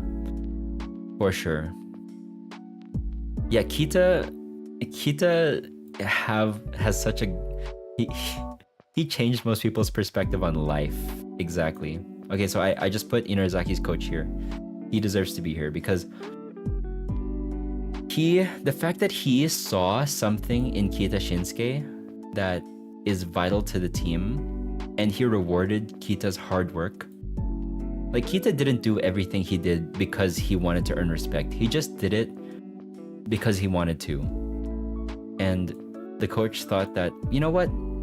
Even if he didn't do it for a reward, that deserves to be rewarded. I have so much respect for this guy. The fact that he made Kita Shinsuke the captain, just for that reason alone. And yeah, I love the fact that the coach took all responsibility for the loss at the end of the match. That's a really good observation. Yeah. The coach didn't say that the team misplayed or something like that. Yeah. Oh yeah, I just wanted to say I really have to go. I also had a wonderful time talking to you, but I hope you have a good evening and good night. Thank you. You as well. Have a good night. Yeah. That is such a good observation, though. The fact that the coach didn't blame it on anyone other than himself. He thought that, like, no, I don't have anything else to add. It's just a very good observation. Okay. Maybe I'll put Washijo beside Ukai, actually. I'll change the rating for Washijo. Okay, and lastly, about Kita Shinsuke. He has the same role in Karasuno that Daichi has. Sorry, he has the same role in Inarizaki. Oh, sorry. Okay, let me redo this. Speaking of Kita Shinsuke, he has the same role in Inarizaki as Daichi does in Karasuno. They are there to be the safety net. If things go wrong, he will dig the ball and make sure that things don't go awry, right? And he's there he pressures the team to do well in a completely different way than Daichi. Yeah, just Kita's presence tells everyone, hey, be like Kita, be consistent. Because I think Kita sells himself short just a little bit. Kita's whole deal is that whatever he can do in practice, he can repeat on the court. Like, he's not the flashiest player. Yeah, the best part of the match is the captain acknowledging each other. Yeah, I love that. I love that moment so much. The fact that Kita Shinsuke acknowledges Daichi's skill, and the fact that Daichi does the same to Kita Shinsuke. It's like mutual respect for the other two. Actually, Ojiro Aran and Asahi have the same moment, have like a similar moment too. Like, they shake each other's hand at the end of the match as well. But yeah, like, I don't know what else there is to say about Kita Shinsuke. He has a really wholesome friendship with Aran. So yeah, I really love this character. Now with Ojiro Aran, I'll put him in A tier. The only thing that I wish we got more of, I wish we got more lines from Ojiro Aran. Because this guy, he is so good at volleyball as well. The only problem is, after we dealt with Ushiwaka, he doesn't seem like as much of a threat. You know? Like, the fact, if in the Shiratorizawa match, Karasuno was struggling. It felt like they had like a life or death battle trying to keep up and keep Ushiwaka contained. Meanwhile, Ojiro Aran, he could also steamroll if they didn't keep enough tabs on him, but he just was like just a notch below Ushijima, which is not a diss. Like, he is that good, and he has a good line. The reason why I put him in A tier is I wish he had more lines. I wish he had more lines to say, because I really like this guy. I feel like he has a good line where he said, "You're only the ace if you can attack and defend," which is so true. You see it in Ushiwaka too. Ushiwaka can receive well. Aran is a good friend. He reminds Kita that it's okay to just be happy in the moment. Yeah, I really, really like that scene where Kita and Aran are just talking, and Aran's like, "You don't have to overthink it. Just you do it because you want to. It's good to be happy." And Aran gets a lot of great animation. Like, the animation team is kind of, we all know the infamous episode in season 4, right? But they brought their A game when it came to Aran's spiking scenes. Like, he gets some really damn good animation. Let's see what else. This guy, there was one rally where he spiked the ball 3 times in one go, and he got the ball over the net every single time, that just shows how good of an ace he is. Like, whenever, like, Atsumu and Osamu, whenever shit goes wrong, they just set it to Aran, and then he has a high chance of scoring the point, you know? So here, Aran definitely earns the title of ace, for sure. And there's that really nice flashback where he actually encountered the Mia twins when they were just kids. And then the Mia twins, instead of pointing out the elephant in the room, they said that Aran's like, "Oh, he's so cool. He has a foreign name," you know? And then kid Aran just has like, "Sochi kayo?" They're like, "You're pointing that out?" Oh boy. But yeah. Apparently, when Haikyuu was being published, one of the best aces or spikers in Japan at the time for high school was, I don't know if it was a kid who was mixed like Aran, or he was like fully like black, but one of the best kids in Japanese high school volleyball was black. So, you know, I think this is a nice callback to that fact. So yeah, let's go Aran. Again, like, wish he had more to do, but it's okay. I hope that I see him more after the time skip. Next we have Suna Rintaro. So Suna can go underneath Aran, like maybe here.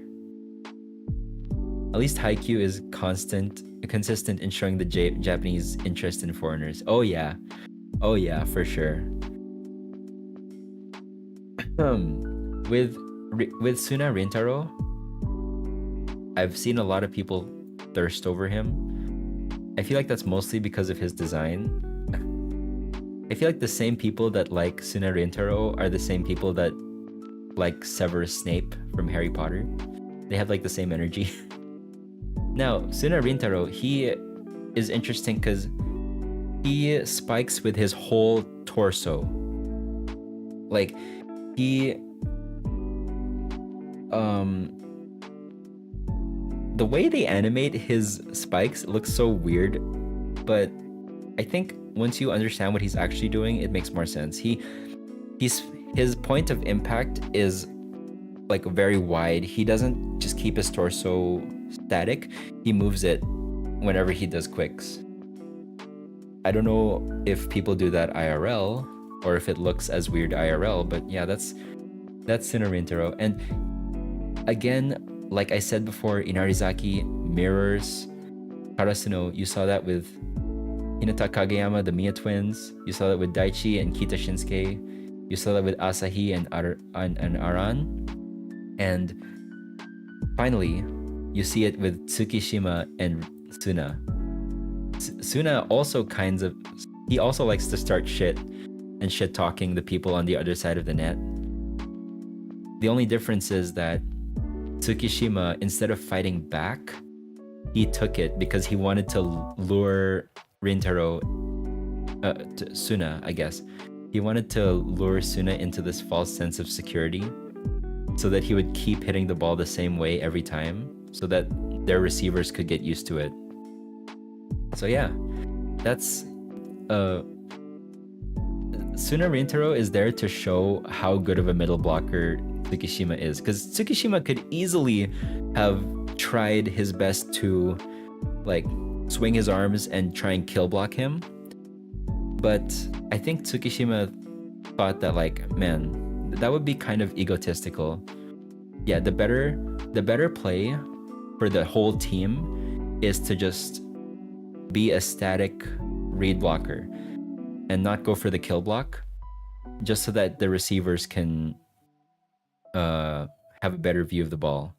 Because Suna Rintaro relies on people to freak out and, you know, go crazy once they start trying to block his quicks. So yeah, that's all I have to say about Suna Rintaro. Tsuki Big Brain, always fun to watch. Yeah, for sure. For sure. Ginjima can go to B. So every single Inarizaki member now falls into they're not gonna be in A tier. Yeah, I'd put Ginjima, let's see here. I would put Ginjima here in B tier. I think Ginjima is a good friend to the Miya twins because you saw that in two different flashbacks.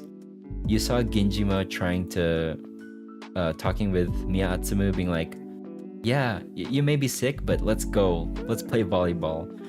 And then in a different flashback, you saw Ginjima trying to console Osamu because Osamu is having a bad day. Yeah, so that's it. He's a good wing spiker as well. Yeah, Ginjima is the friend who hypes you up. Oh yeah, for sure. That's why I can like respect him. That's it, I suppose, for Ginjima. Omimi can go like C. I don't really care for him that much. He can go like with this bunch right here. Yeah. Omimi is another middle blocker in Inarizaki, and he's just there to be a good middle blocker. That's it. Sorry, I don't have anything to say about him. He's good at his job. You can't be a main starter on the team if you're not, so that's what it is. And then we get the two first years of Inarizaki. I won't go too far, but okay, I don't know this kid's name, so I'll just put him at C. Like here. Sorry, D. I'll just put him at D tier. So he goes there. It is what it is. I don't know what to say other than the fact that he is another pinch server along with Riseki is his name. This guy pinch serves and he is actually able to do a really good job. So, you know, solid. And Riseki of Inarizaki, he goes in B tier somewhere. I would say beside Ginjima. So Riseki, he has a moment in Inarizaki where in the match where he doesn't put his all into the serve, and Karasuno manages to receive it cleanly and score a point. And then the whole crowd of the Inarizaki band turns on Riseki. It's kind of hard to watch, I'm not gonna lie. Because he's just a high school kid, but the fact that they start booing him is, ooh, it's rough. Luckily, later on in the match, Riseki was able to get a good serve in. So he got it back. He managed to redeem himself, I suppose. And he boy. I guess he's like the future of part of the future of Inarizaki. He talks to Kita Shinsuke about both him and this guy whose name I forget. Talk to Kita Shinsuke about geniuses and monsters. So if they weren't there, then he wouldn't have given that speech. So thanks, guys. And then we have the coach of Inarizaki. Now, the coach of Inarizaki can go to be alongside Takeda. No, let's see. Here? Where do I want to put this guy? I suppose here. Like at the bottom is where I'm okay with putting him. He is, again, a very compassionate coach because he didn't blame his team for the faults and all that. He saw and rewarded Kita's hard work, so respect there. And he has a good grasp of what his team is doing. He knows when they're on point, he knows when they're getting a bit too rowdy, and he puts Kita in to keep it under wraps. But yeah, I don't know, like, he's a good coach. I like this guy, but there's not much I can say about him other than the fact that he does all that well. And now we've reached the end of the tier list. I'm now gonna talk about this man, the little giant himself. I love that he does celebrate with the team. Oh yeah, now he's a good coach in that regard. This, I don't know his real name exactly, but he is arguably one of the most important characters in the story. He's like, if any of you have watched Game of Thrones, he is like the Rhaegar Targaryen, where he has such a big impact on the plot, but he himself doesn't really appear in it. Now, I haven't read the manga, so I clearly know that he does show up, but you know, I don't know his personality, so I'm going to place him beside Hoshiumi. No, wait, do I want to do that? Under Hoshiumi, like here. Yeah, he can go there. He serves such an important role in the story because I feel like he inspires so many people to take up volleyball. If he wasn't playing volleyball, then Hinata never starts his journey to loving volleyball. Neither does Nakashima Takeru over here. Where would I put him? He doesn't either. Daichi doesn't either, I think. And it's like so many people are impacted by him. Saiko knew him. She has a memory where she shared him going, oh, Udai Tenma is his name. Udai Tenma. Got you. Thank you. Thank you for letting me know. So with Udai, or Udai? I don't know what I want to call him. Tenma? With Tenma, he has such an important role in the story, but he doesn't show up until the end. So yeah, he is like an inspirational figure that motivates the people around him to soar to greater heights. You know, that's his role. And that is it. That's it for my Haikyuu tier list. It's all done. I feel like I'm pretty much happy with all these placements. Are there some that are not as perfect? Yeah, probably. Like maybe I would put Osamu a bit above Iwa-chan. Sorry to the Iwa-chan fans, but yeah, I really like Osamu's dynamic. The Inarizaki match is so good.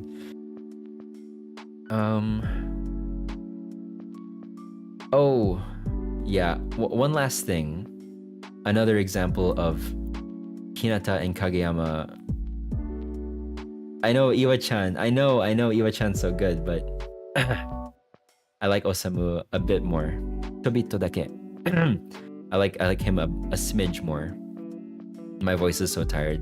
But I want to make this last point.